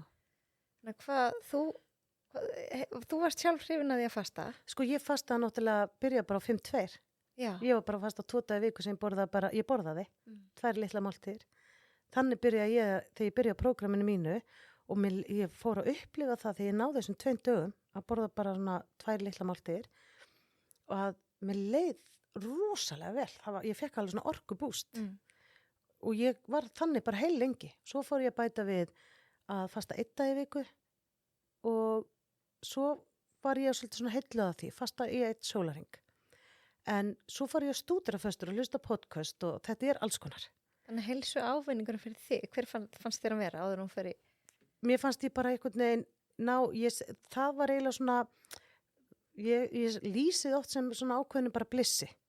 Mér leið oft þannig, ég var búin að fasta, þá var ég bara tilbúin í vikuna. Það er svona, ég nota oft mánudagana og þá var bara, og þá tímdi ég ekki að eyðileggja hvað mér leið vel. Og fann alveg bara svona, ég var alveg vakandi einhvern veginn í haustnum og bara, þetta var einhvern veginn svona mín núllstilling til að byrja vikuna. Kannski líka mikilvægt að föstu brjóturinn sé almennileg næring. En það sem ég upplifði fyrra, árið 2024, það átti ég erfitt ár, það var bara margt sem gerðist og margt sem ég þurfti að takast á við, að þá gat ég ekki fastað, þegar mér leið svona illa. Og ég segi alltaf við fólk, þegar við erum að taka okkur í gegn, þá þurfum við líka að vera andlega tilbúin í það. Og ekki bara að því að okkur finnst við þurfa að leggja af eða þurfa að gera eitthvað. Þegar við erum að taka okkur í gegn eins og við ætlum að prófa föstur eða hvað við ætlum að prófa, þá þurfum við að vera svolítið peppuð og vera svolítið tilbúin. Og þá náum við líka betri árangri. En svo hef ég verið að stúdera föstur fyrir konur, svo við skiljum það eftir fyrir þær sem er að spá í föstur. Bestu fösturnar er tali fyrir konur eru 12 tímar til 14 tímar. Ekki 16 eins og er oft verið að auglýsa. Bara eins og borða ekkert eftir kvöldmat fram að morgun. En ég geri það mitt. Og svo aftur á móti er það svolítið þetta take sem ég er að tala um. Passið þá, þið þurfum ekkert svo stóra morgumat. Akkurat. Það er líka málið. Þetta er eins og ég er að kenna að ég fæ mér stundu bara kaffi, kollagen og rjóma. En þetta er samt morgumaturinn minn. Já, einmitt. Kollagen var svolítið mikið inni í þessum 7 daga. Já. Er það einhver ástæði fyrir að velja það prótein frekar en annað? Ég er bara að passa að fólk er að minnka skammtana töluvert og ég er að passa að próteini sé inni og svo hef ég bara mikið álita kollageni. Það var eitt af því sem ég fann gríðarlega mun þegar ég fór að taka. Og ég hef alltaf verið hrifin af fiskikollageni, svo fór ég líka að stúdera núna nýverið kollagen úr nautgripum. Og ef að það er rétt unnið, þá er ég nú alveg hlynnt því líka, þannig ég segi bara fólk mátu oft hvað þið viljið. Ef þið eru búin að taka fiskikollagin lengi, prófið að kaupa aðra tegundir, aðtöku hvað það hendi ykkur. Alltaf hreint samt. Já. Ekki eitthvað blandað, bara hreint kollagen, eins og nautgripum. Ég passa að sé grasfóðrað nautgripir sem eru kollagenu unni með. Fiskikollagen, það sé bara hreint þorskuróð. Þannig að ég trúi því að kollagen, líka eins og við vorum að tala með magasýrurnar, þegar við eldust, þá fer eitthvað að síga niður í líkamannum. Og eitt af því sem kollagen hjálpar okkur, að það er að halda húðinni góðri, liðunum góðum, hjálpa innri líffærum. Þannig að þetta skiptir máli. Ég segi alltaf, ég tek kollageni mitt til að vinna á móti aldrinum. Og ég tek eplið að samaskapi. Þannig að ég held að við getum alltaf hjálpa líkamannum að eldast. En það veist þú það að það er svo misjandi, ég get séð mannesku sem er 45 ára, staðað nokkra fyrir frammi, önnu lítur út fyrir að vera 35 ára og hinn lítur út fyrir að vera 60. Þetta skiptir máli hvernig við hugsum okkur, auðvitað fyrir lífi misjaflega með okkur, svo það sé sagt, en ég held að við getum gert betur. En eru oft svona einhver, þú veist að tala um fylliefni á það, eru rosalega oft einhver svona fylliefni í alls konar svona bætiefni? Já, og ég segi bara vandi hvað þið veljið. Ég var núna til dæmis að tala bara um vítamín, það eru, þú veist, og þegar ég beðin álit á vítamínu, það á ég oft bara svona erfitt hvað tegund og það sem fyndi að fólk segir oft það sem er svona mest auglýst. Já, en er það ekki í lagi? Það ég veit það ekki, ég þarf að fá að skoða það. Og ég vil oft þegar fólk kemur í ráðgjöf til mín, þá segir bara, komdu bara með pókan sem þú átt, settu öll vítamínu póka sem þú átt, lesum bara á þetta saman. Já, það er oft besta kennslan, ekki myndir, heldur komdu bara með þetta. Og þá raða ég oft í annan póka, takk, þetta er í lagi, geymdu þetta. Ég ætla að segja að ég er rosalega hrifin af öllu sem er íslensk framleiðsla. Já. Ég hef verið að taka astaxantín frá Algalíf sem er framleitt hérna á Íslandi og svo er ég staðið frá Heilsu Hillunni sem er einn af samstarfsaðilunum mínum. Já, ég er mjög hrifin af astaxantín bara af hvað ég er að heyra frá fólki og þetta er eitt af því sem ég lesið aftan á og lyft. Já. Það var bara, ég hef sagt og það var eitthvað sem sagði við mig alltaf brunnið í sól. Já, bara hætti. Já. Það er ótrúlegt. Þannig að ég hef, þetta er leifilegt. Já. Og svo er nýjasti samstarfsaðilur minn Geosílika sem er bara 100% hreint, tært, bara kísill unnið úr jarðhitavatni. Já. Og þá hugsaði mig, og þeir vilja ekki búið til töflur af því að þá þyrftu þeir að setja fylliefni. Akkurat. En þetta er bara ána með það. Já, mér finnst það svolítið flott. Já, ég var að selja og framliti og bjóð til uppskrift af vítamínum sem er lípósomal vítamín sem ég nú að reyna á fullu að koma með aftur og það var vökvi og það var einmitt að því að ég vildi ekki hafa, ég var rosaleg sko, þetta er 3-4 ár síðan, ég vildi ekki hafa nein efni í vítamínum, það var 4 innihaldsefni. En á samanskapið það var ekkert gott á bragðið, þannig fólk var að bara beta, akkur gerir ekki bara töflur? Ég bara nei.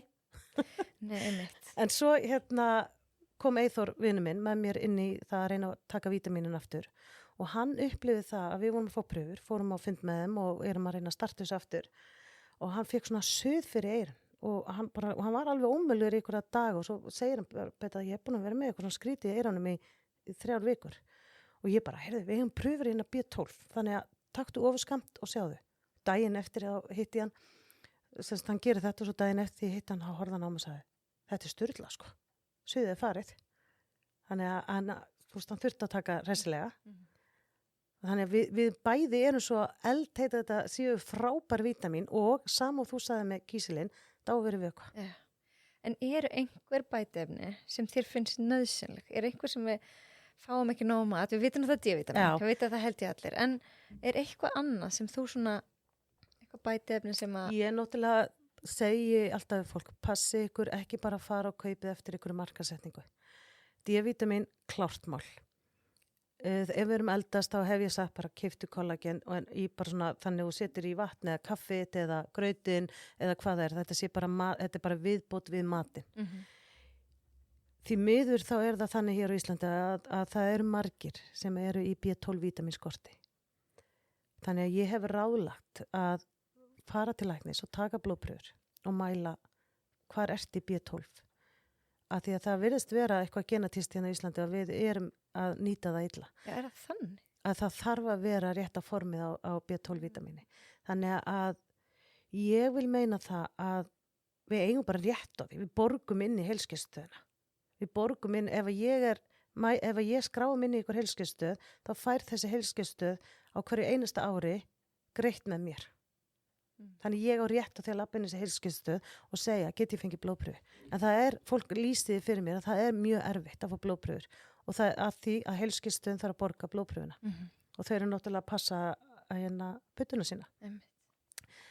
Þarna kemur aftur, hvað viljum við, hver er markaðurinn, ef við þurfum fyrir að sjá blóðpröfun okkar, þá hljótu við að hafa rétt á því. Það er ekki, ef ég segi, mig langar að sjá blóðpröfu, mig langar að sjá B12, mig langar að sjá D-vítamín, ef ég ætla að bústa með D-vítamín, þá vil ég fara í blóðpröfu og aðtöku að það sé í lagi. Ekki bara getgátur, ég veit margar sem taka 5.000 alþjóðeiningar af D-vítamín eða harra og eru ekki eitrun. Þau bara þurfa þetta magn. Mér finnst líka eitt mjög mikilvægt sem þú sagði rétt áðan að sko þó við tökum eitthvað inn þá kannski nýtum við það ekki. Nei, Það er alltaf þess að fólk gleymir. já, ef að magasýrnar eru ekki góðar, þá eru jafnvel ekki að nýta vítaminin og það skiptir svo miklu máli. Og svo eitt annað, það er fullt af vítaminum hérna úti sem bara því miður algjört drasl. Og það er ekki eins og virk efnin í þeim. Það er engin rannsókn með vítaminu, hvort þetta sé akkurat, ég get komið vítaminu og sagt þetta er geðveikt vítamin. Það gerir þetta og þetta eins og ég horfði á einhverja hönnun daginn á vítamini og ég las á lýsinguna og ég hugsaði bara, vá, ef að þessi vítamintabla gerir allt þetta, þá eru bara allir að fara að lifa hérna til 200 ára. En þarna kom lítið magn af C-vitamin, hvað gerir C-vitamin? Lítið magn af B-vitamin, hvað gerir B-vitamin? Og þetta var bara svona, og allt þetta litla magn er ekki að fara að gera neitt. Þannig ég hugsaði sko, þarna er verið að búa til geggjaða markasetningu og verið að fíbla markaðinn. Til miður. Og mér langar alveg að taka fólk í vítaminskóla. Já. Af því að ég held akkurat þetta eins og þú segir. Við vitum framleiðsluna. Við vitum framleiðsluna kísil, við vitum framleiðsluna astasandin. Horfum á svolítið gæðin. Kaupum frekar lítið, en við erum vissum að þetta sé góð gæði. Og ekki bara treysta að því ykkur auglýsing sagði það. Þannig að hverju á fólk þá að leita ef það lesa umbúðunar? Kannski ætti ég bara að lofa því hér og nú að byrta á heimasíðunni minni, betareinis.is, upplýsingar vítamin. Þetta er kannski bara gott lofur hér og nú. Já, bara gegja. Þannig að það er ákveðin B12 vítamin, það eru ákveðin vítamin eins og K2 vítamin. Þetta þarf að vera í rétta forminni. Einmitt. Og sum vítamin auka upptöku annara og sum minnka upptöku annara en maður ekki taka þau saman. Það er oft fólk veit þetta ekki heldur. Fólk verðist ekki til dæmis, ég hef alltaf sagt, til að taka upp D-vitaminið sem að fólk eru hægt að gúffa í svo á mótnana á tóma maga, þá er upptakan miklu, miklu verri heldur en að teka það með mat. Þetta er fituleysilegt vítamin. Það skiptir máli. Og járn og C-vitamin. Já, akkurat. Já. Þú sko, máli er að við erum bara, og þegar þú lappar hérna í búðir, að við skulum hafa hérna einhverja hillur, þetta sé eðlilegt að kaupa sér vítaminglas eins og ná í mjólkina í kælin eða brauðið eða hvað það er, eða matinn. Og fólk veit stundum, ég held svona yðurlega, þegar fólk kemur til mín með póka af vítaminum, það sagði, já, ég heyrði bara þetta verið gott, já, ég bara ákvað að prófa þetta. Já. En svo koma sumir eins og sem að segja mér, heyrði ég tók þetta og eins og astasandinn og ég prófaði það og það þú veist, ég brenn ekki eins mikið. Já, einmitt. Ég er líka rosalega hrifin að New Nordic, þekkir það? Nei. Það er sænskar vörur, það er allt bara svona náttúrulegt. Þú veist, ég er að sjampóði búið til að eplaðið og magnesíum er alveg bara, þú veist, eins reynt og það getur orðið og alls konar einhver svona, þeir eru bæði með húðvörur og bætaefni, en ég allavega þetta er sænst og bara náttúrulega efni, það er geggjað. Já, ef það er, þú veist, allt svoleiðis það heilla mig. Ég hef skoðað innihaldi á vítaminum og sko aðal ástæðan er að þegar ég er að finna út úr einhverju kvillum hjá fólki, eins og til dæmis meltingakvillum, fólk lýsir einhverju að það líður illa í maganum og það er búið að taka allt út og það skilur ekki neitt. Ég segi, hvað er það sem hún gerir sem að stuðar magaðinn að 1 klukkutíma eftir að borða morgunmatinn og nú ertu búin að gera hitt og þetta, að þá þarftu á klóstið eða því hún fer að krampa eða því að líður illa og þú þennst út og með vanlíðan. Og það kemur oft, já, ég er að taka náttúrulega þetta vítamin. Það telur ekki að þetta heldur að vítamin bara öll séu góð. Já. Einmitt. Ég heyrði líka einhvern tímann eitthvað rosalegt dæmi. Þá var einhver með svo svakalegt ofnæmi, þau voru að finna út hvað það var. Ég held að það veri ofnæmi frekar en óþol. Og þá kom í ljós að sem sagt, hún var með ofnæmi fyrir ofnæmistöflunum sem hún var að taka af því að þær voru mægis, húðin utanum er úr mægis eða eitthvað svona. Og það voru svo lengi að finna út úr þessu og alltaf stærrastur skammtur ofnæmistöflum var verri og verri. Já. Ég hef heyrt þetta með barnalyf. Þau voru oft bragðbætt barnalyf eða sett litarefni í þau. Og það var eitthvað lítið barn sem bara sýndi óðina með svipur við lyfjunum og var verið að reyna að finna út úr þessu. Það var alvarleg sjúkdómar í gangi og þá var það held í hjúkrunarfræðingur sem fattaði að það hafi verið litarefni í töflunum. Og maður þarf stundum að, sko, mér finnst alltaf þetta verið svona bara basic þegar ég er að segja bara já, heyrðu, ertu að taka þessa töflur og ég meina í vítamintöflum er oft bara soja og það er margt sem fólk getur verið með óþol fyrir.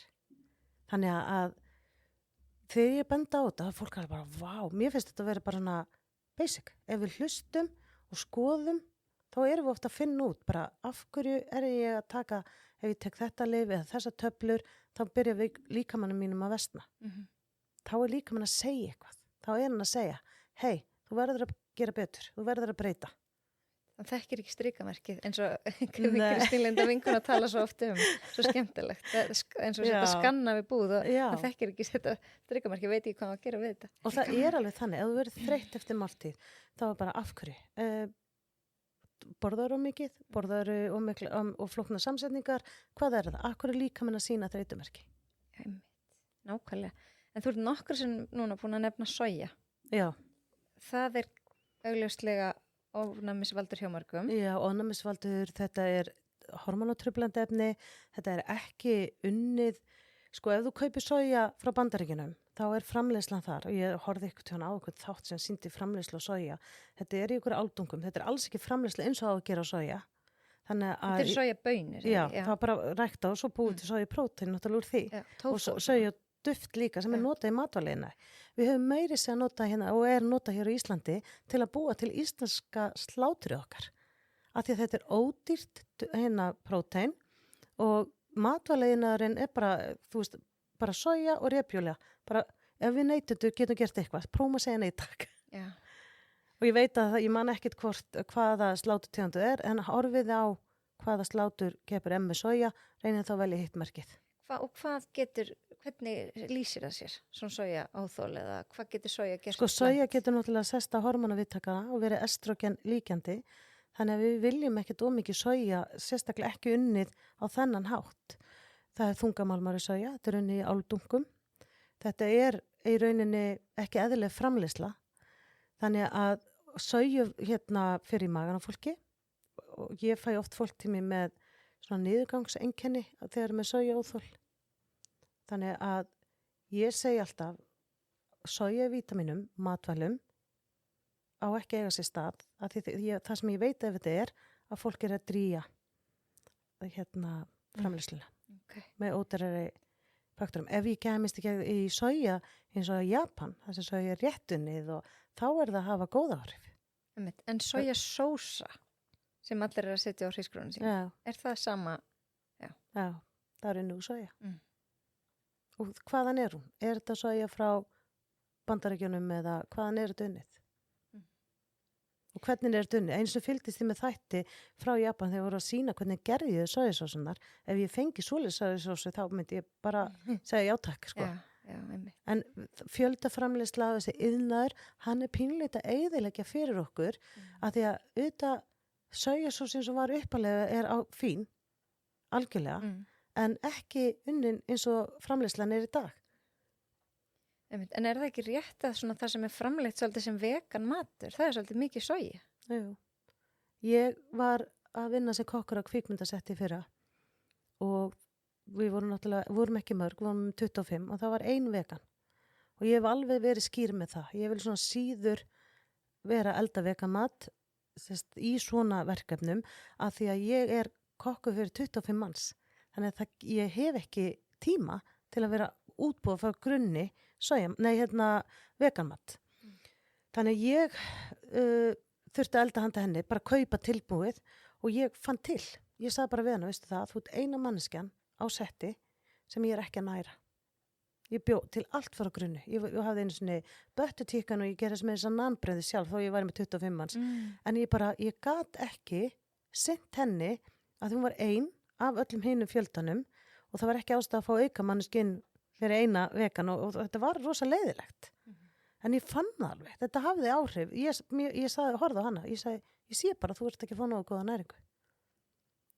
Mér leiði vel með alla hina að ég væri virkilega að næra hópin og þegar ég keypti vegan pulsur þá fann ég bara til í aukaefna á hjartanu mínu, sko. Þetta var bara eitt aukaefni. Já, akkurat. Og ég man eftir að einu setti sem var í fyrir 2 árum og þá krjúðum bjúgur í matinn. Það var eitthvað svona, ok, það var bara allt í lagi og ég keypti bjúgur og svo vegan pulsur. Það voru einhverju 5 sem vildu ekki bjúgur. og svo segir einn á setti, það bara kemur þá segir, ég ætla sko að fá mér hollarkostin, ég ætla að fá mér vegapulsur og ég bara, sorry elskan, það er ekki hollara. Það er minna aukaefnum í bjúunum heldur í vegapulsunum. Já, mitt. Og ég held að þetta sé þessi upplýsingaóreiða sem margir átt að sigja. Nei, við höldum alltaf, og líka þegar fólk kemur til mín og segir, já, ég er að borða frekar holt. Og ég segi, ok, hvað er holt?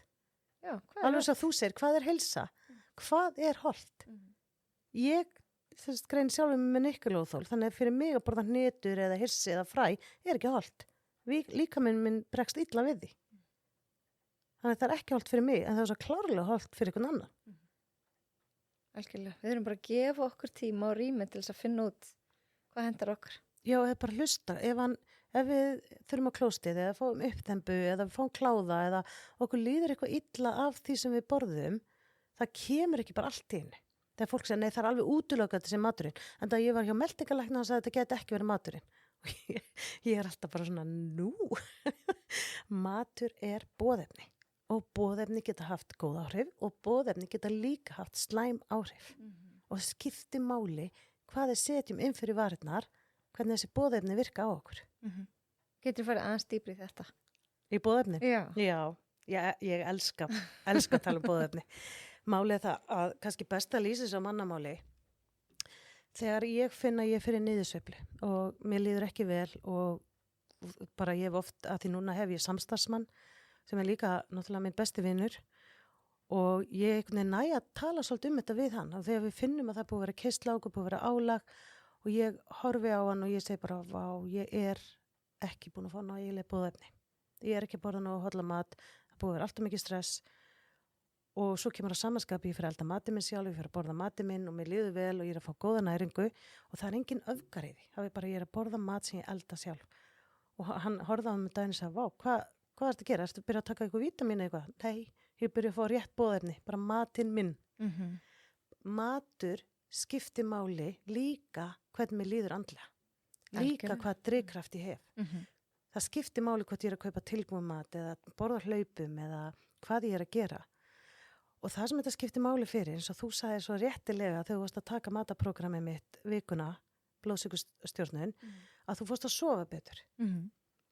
Ég sef vel ef ég næri taugabúðefnin sem að stjórna svefnhormóni, stjórna gleðin minni, stjórna drifkraftinu. Og fólk trúi því ofta ekki þegar það koma til minn og segja bara ég er bara í einhverju símafíkn eða ég er í einhverju, bara ég drekk 20 kaffibolla á dag eða ég er í einhverju rugli. Það segja, ok, byrjum bara á að næra þér rétt, svo skulum skoða þetta. Því að byrjum á að laga taugabúðefnin þegar þú ert í dópaminskorti eða þú færð ekki nægilega mikið af prótíni og í prótíninu eins og til dæmis kjúklingakjöti er tryptofan sem er aminosýra sem nærir melatonin sem er svefnhormón.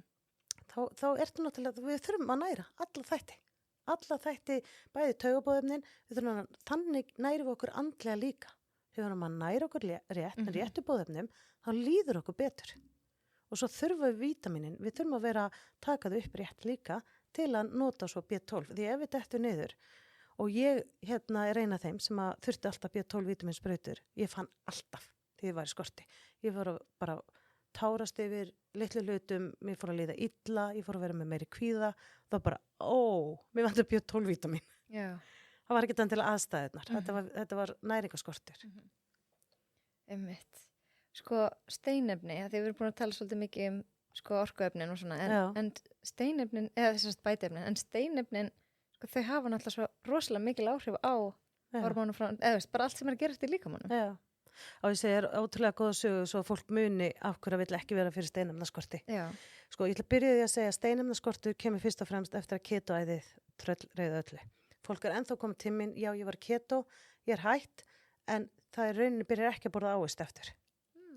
Og hrátt grænmeti, það er eins og það er svona, geimi að það sé svona síðusti faktorinn inn.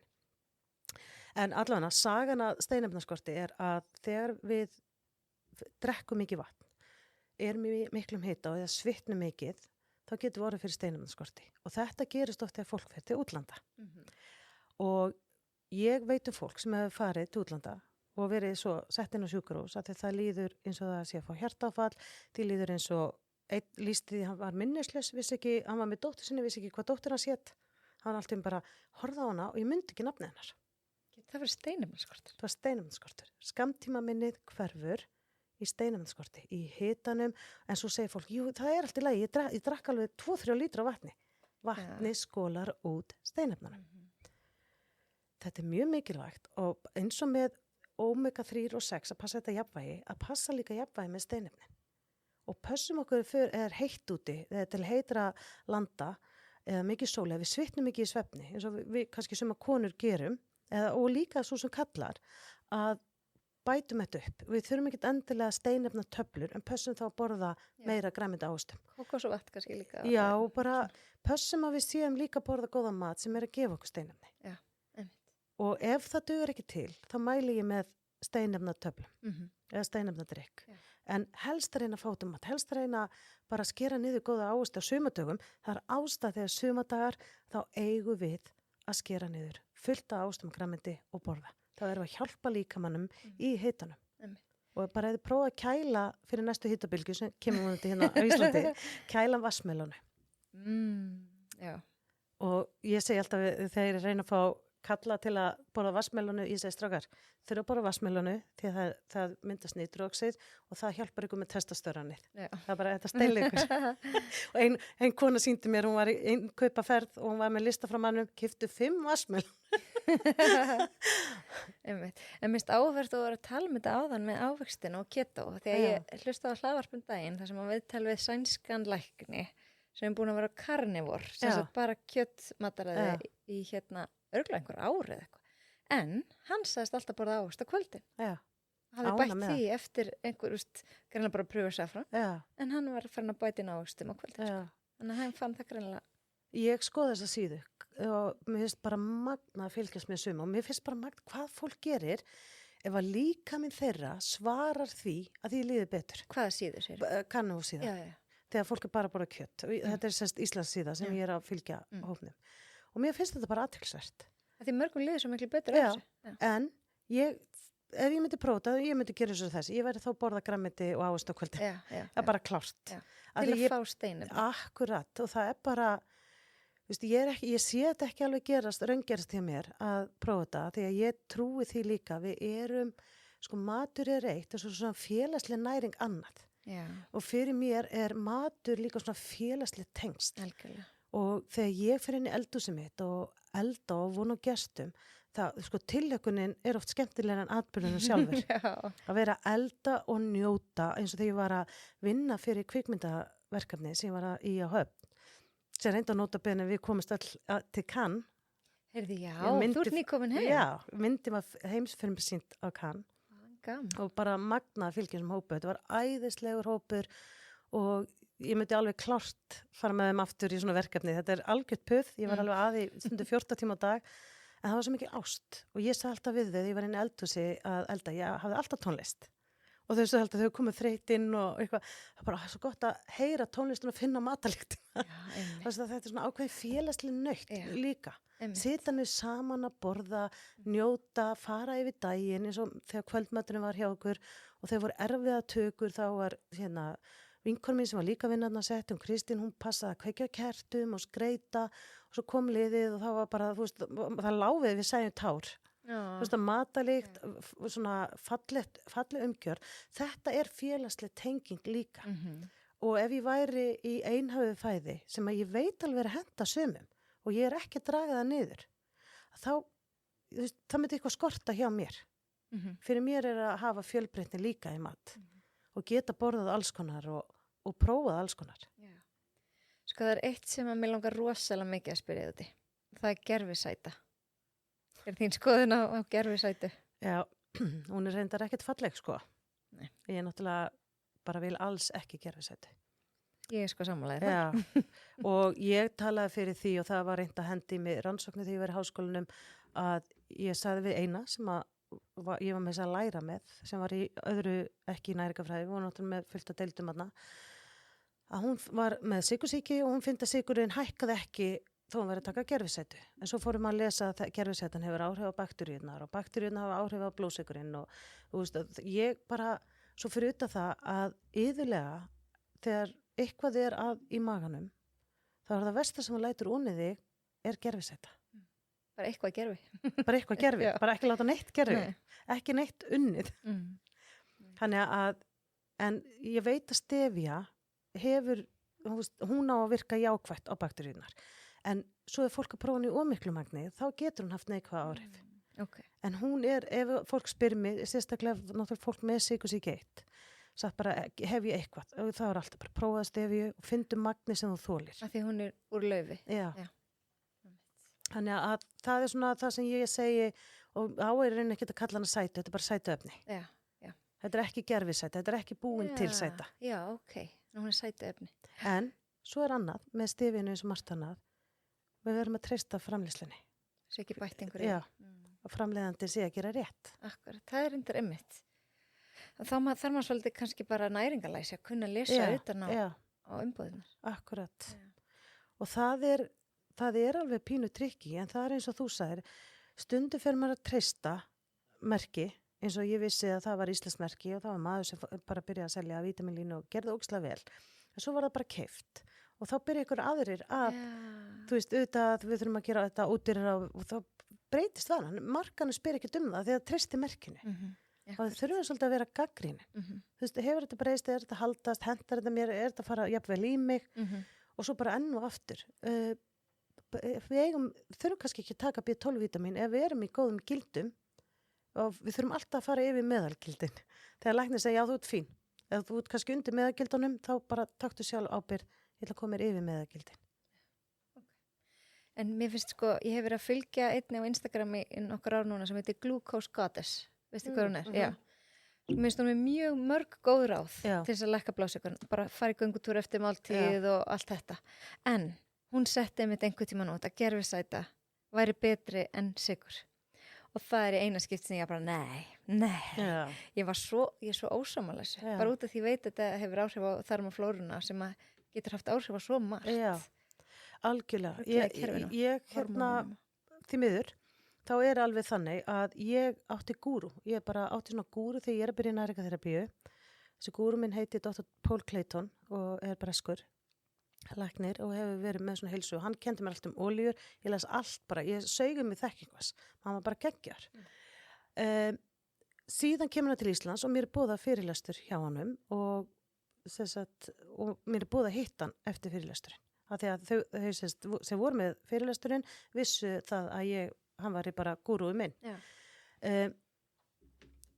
Ég hlusta á hann og hann er hönnur á ykkur vítaminum og fæðubótaefnum og setur og talar um gerfisætu og hún sé lægi og það er eitthvað sem spyr í salnum hvort það var ég mann það ekki hvort hann teldi það að verksmiðju gert efni virki vel fyrir líkamann og hann sagði að þetta er bara 3 amínósýrur þú veist, aspartam, þetta er bara 3 amínósýrur, þetta er bara í lægi. Ég var svo brjáluð. Svo þegar ég fyrir hittan, þá bara eyðilaði ég drauma hittingi minn að hitta hana mann og bara reif kjaftu hann. En það var svo krútlegt að hann tók þessu. Og hann sagði, heyrðu, ég ætla bara aðeins að skoða þetta. Já, og mér þykir svo væntu það að hann hefur getað bara hent mér út, sko. Bara, heyrðu, verð þú ekki að rífa kjaft.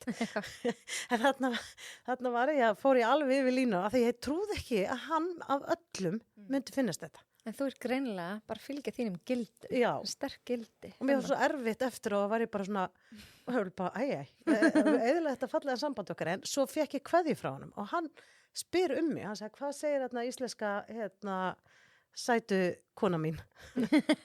Og þá var ég svo bara, ok, hann tók því að ég gagnrýndi það svona harkalega.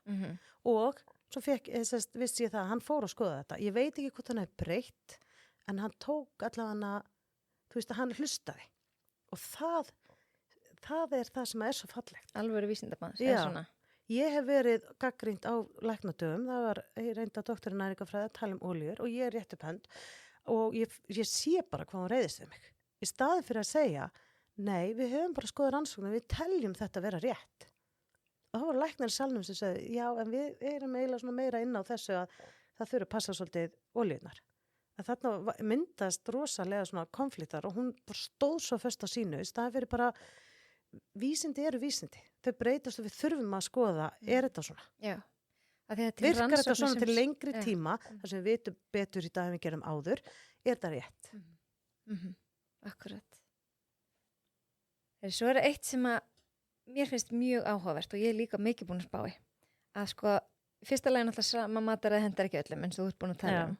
En það er náttúrulega líka bara munur að bæða á milli kynja Já. og líka svo með eftir aldri. Já, alveg svo við tölum áðan, sambandi við föstur, Já. hvað svo langa föstur henda konum og köllum. Þannig að það getur verið mismöndi. Ég hef alltaf sagt að við hefum átt að búa til hérna svona mataræði, það eru börn og það er náttúrulega alveg til hvað er gott fyrir börn, en það er aldurstengt mataræði ætti eiginlega að fylgja okkur. Við getum borðað mikið af kolvetnum þegar við erum í mikilli orku og þegar við erum ung, síðan fer það að breytast. Og þegar hormónakerfi okkar breytist og í kringum fertugt, þegar estrógeni hjá okkur konum fyrir að síga, þá breytist líka löngurinn mat og líka efnaskiptin. Og ástæður að konur er að þyngjast og sérstaklega miðjuna þegar það fara breytingaskeiðið er það að þegar estrógeni minnkar, þá förum við að sækja meira í kolvetni og við höfum meiri tendens að það vantar estrógeni til að þróa með okkur svona insulín við hennar. Og þetta skiptir máli þegar við erum komnar, við konar fertugt og yfir, þá ættum við allar snúi í svona frekar kolvetna lítinn mat, alls ekki lausa. Nei. Og alls ekki sleppa græmmet og ávistum. Það er bara kolvetna minni mat og svo skiptir máli ef ég ætla að hafa ávisti inni sem ég vil að við flest gerum að borða ávistan eftir háti. Og það sem ég las einu sinni sem að mér finnst alveg mega sens að eat it alone og leave it alone. Borðiði græmmet og ávisti svolítið bara svona sérfæði eftir háti, ykkur starf milli háti og kvöldmats. Og ég hef það þannig í prógraminu mínu og í bókinu minni að það er alltaf millimál græmmet og ávistir. Svolítið svona bara eitt og sér. Er það sko, ertu að hugsa ávistina eftir hádegi upp á blóðsykur? Það er til dæmis upp á blóðsykurinn og líka til að við bara nýtum það sé ekkert annað í maganum. Þeir fara hratt í gegn og við nýtum svolítið ávistina vel og næringuna úr þeim vel. Já.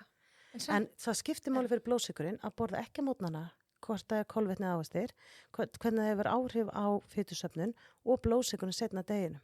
Þannig þegar við komum kannski klukkan 2-3 að við borðum þá ávistina, prófið þetta, aðtöðu hverju líkamann ykkar svarar eða svissið þessu. Einmitt, það er alltaf að tala um að borða frekar það bara bera á mótnan þegar þeir eru með lægri sykurstuðul, hækka blóðsykurinn minna. Margir sem borða bananamótnana sem segir færið bananan þangur til eftirhátti. En hvað finnst þér að borða hnetur og svona með eða einhverja fitu með ávöxtana? Það er alveg talað eins og þú talar áðan að blóðsykursgyðjan og er að ráleggja. Málið það, líka með þinn lætu þið vita. Ég vil hafa þetta eitt og sér. Ef að þú ert að borða ómikið á kolvetnum, þá fer líka með svolítið að láta þið vita. Og ég vil þú hafir, þú áttið á hvað þú getur borðað mikið. Hvernig lætur líka með þetta? Hann getur farið, það getur hækkað smá svona hjartslátturinn. Ef þú ert búin að borða, segjum þú borða gríðarlega mikið sætindi, ef þú bara dottið í sætindi, þá lætur hann þið vita, það getur hækkað svona, ég veit ekki hvað að segja, þegar þú finnir að blóðsykurinn hækkar, þá finnst þið svona eins og pínlítið að þú fáir auka hjartslátt. Hefur þið fundið þetta? Já. Og þarna finnst mér vera svona að við eigum átt okkur á, ok, ég borða svona mikið og ég var komin í greinlega, líkaminn var komin í ströggl. Þetta er helst sko að maður er ekki búin að borða sykur í langan tíma og byrjar aftur, þá finnum maður þetta. Annars er þetta eins og líkaminn verði bara samdæna, það er ótrúlegt.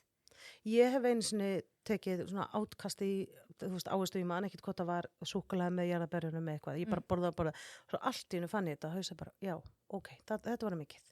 Svo er þetta bara þessi saga, þetta ráð, fyndu bara svona hvað er skynsalegt. Ég veit að það er svo asnalegt að segja þetta því ég get líka alveg mist skynsemin eins og allir aðrir, en það er aldrei skynsalegt að borða mikið sem er sætt, hvort það ávistu eða græmiti.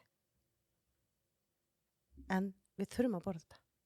Og það sem ég er að skoða núna, ráðleggingin að segja 500 grömm að dag af græmiti ávöxtum, auku það jafnvel aðeins. Það er allt til að nota þetta í millimál.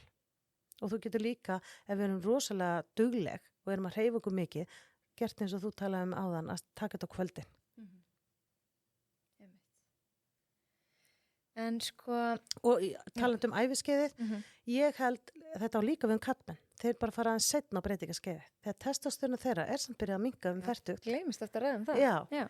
og ég hef verið með mikið af kallmenni hjá mér sem að lýsa depurð, þeir eru orðnir, hafa mistaðans vöðamassan og ég er alltaf bara, viltu fara að láta mæla testósterónið og aðtöga hvar þú ert og svo getum við, haldið áfram því ég veit að mataræði skiptir hérna gríðarlegu máli og þarna er ákveðin inntaka bætaefna sem ég eðilega bústa upp til að hjálpa hormonakerfinu. En það sem gerist líka með kalla, þegar þeir testósterónið minnkar, þá fara þeir að sækja kolvetni. Ég sé alltaf við konur fyrir að sækjum í hérna keks og hérna kökur og nammi, þeir sækja bjórin.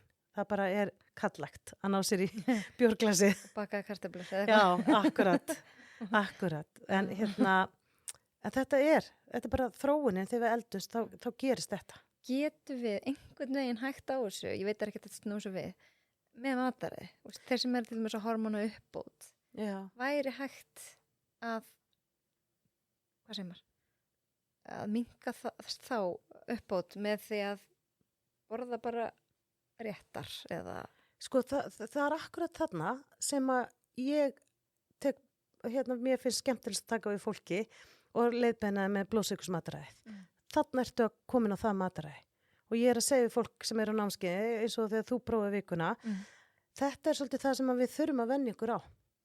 Ég er ekki að segja þetta sé heilagt að það kom ekki dagar og gera eitthvað annað, að þetta er pínlítið það sem að eftirfertut og svo bara þegar við síum ofar að passa upp á, að vera á blóðsykurstjórnandi mataræði. Þarna erum við líka varnað því að fá sykursýki 2. Við erum að varna því að fá bólgusjúkdóma. Við erum að varna því að þyngjast. Þetta er svo mikilvægt mataræði og við þurfum ekkert að gera annað en að borða mat. Og þetta er pínulítið það sem ég fylgist með eins og einstaklingar, ég hef komið inn á dvalarheimili, hef verið að gefa þeim brauð og einhverja súpur eða eitthvað sætt jógurt á kvöldin eða, ég bara gefa þeim mat. Við þurfum öll bara mat. Við þurfum öll að bakka bara og fara bara hérna langt aftur í tíma þegar fólk var með hádegismat og kvöldmat. Og ekki ykkur, við þurfum bara í alvöru að setjast og bara hugsa hvernig ætla ég að koma sjálfur mér í gegnum lífið og sleppa við sjúkdóma. Streita, klárt. Andleg heilsa, hlúa þannig. Hlúa félagslega heilsu og næringin er í skynsemi. Og á hvað skeiða er ég, hvernig ætla ég að hafa samsetninguna, það þarf ekki að vera kúr, þetta þarf ekki að heita neitt, þetta þarf ekki að heita keto og karnivó eða neitt, bara hvar er jafnvægið þitt? Ég ætti að fara að spyrja, ertu með einhver svona að loka ráð til hlustenda, en þetta er kannski bara það. Akkurat. Já.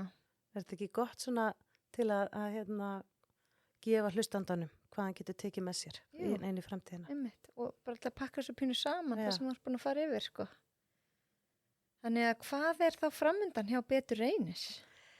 Heyrðu, það er að fara að framlega kollagen munnpúða sem eru að fara í framleiðslu núna á næstu dögum. Og síðan er það námskeið sem ég er búin að vera með sem er ótrúlega skemmtilegt námskeið með Maríönu vinkonu minni, Maríönu Páls, sem opnaði jógastúdíó út á Nesi, Umi stúdíó. Og við ætlum að keyra á þessi námskeið sem heitir Nærvitund næsta haust, byrjar aftur í september. Það verður þá næsta námskeið og svo er ég með ráðgjöf og fyrirlestra. Þannig það er nóg að gera en svo bara langar mig að segja að þegar ég veit að hvað er að lenda svolítið á vegg eins og margir að hafa gert sem er að hlusta þá elska ég hverja mínúti sem ég finn vinnu orku og gleði. Það er bara, ég er svo þakklátt og mér finnst alltaf svo gaman að taka móti fólki og svo finn ég það líka hvað svona orkan okkar skiptir máli. Og þegar mér fannst í fyrra að ég var bara að hugsa að fara að gera eitthvað allt annað en núna finn ég bara að fólk er að leita meiri til mín og ég trúi bara á að allt sé að verða gott. Já, ég skynja allavega orkuna þína rosalega svona jákvæða og drífandi. Já, og takk, þá er ég bara alveg ótrúlega glöð ef að það er að geisla því að ég trúi orku. Ég trúi því að tíðinin okkar og orka skiptir máli. Og það skiptir máli hvernig við hittum aðra mannesku, hvernig við tökum móti manneskunni og bara hvernig okkur vegnar í lífinu. Ef við setjum út jákvæða orku og okkur líður vel, þá held ég allt gangi miklu betur, sama hvað. Algjörlega, mér langar svolítið að nefna því ég er nýbúin að klára nám í markþjálfun hjá Virkja Já, og hún Laufey þar sem er náttúrulega algjör dásamt, hún talar svo mikið orku já, og þessa tíðni og hvað það skiptir miklu máli bara að átta sig á sinni eigin orku já. og orku þeirra sem eru í kringum okkur. Ó. Af því Ég fór að- til Laufeyjar sko þegar ég er að byrja hérna að fóta mig þegar ég er að byrja að vinna sem næringafræðingur Okay. og ég er búin að vinna í einhvern smá tíma, það var eitthvað og ég fer til Laufeyjar og það var æðislegt.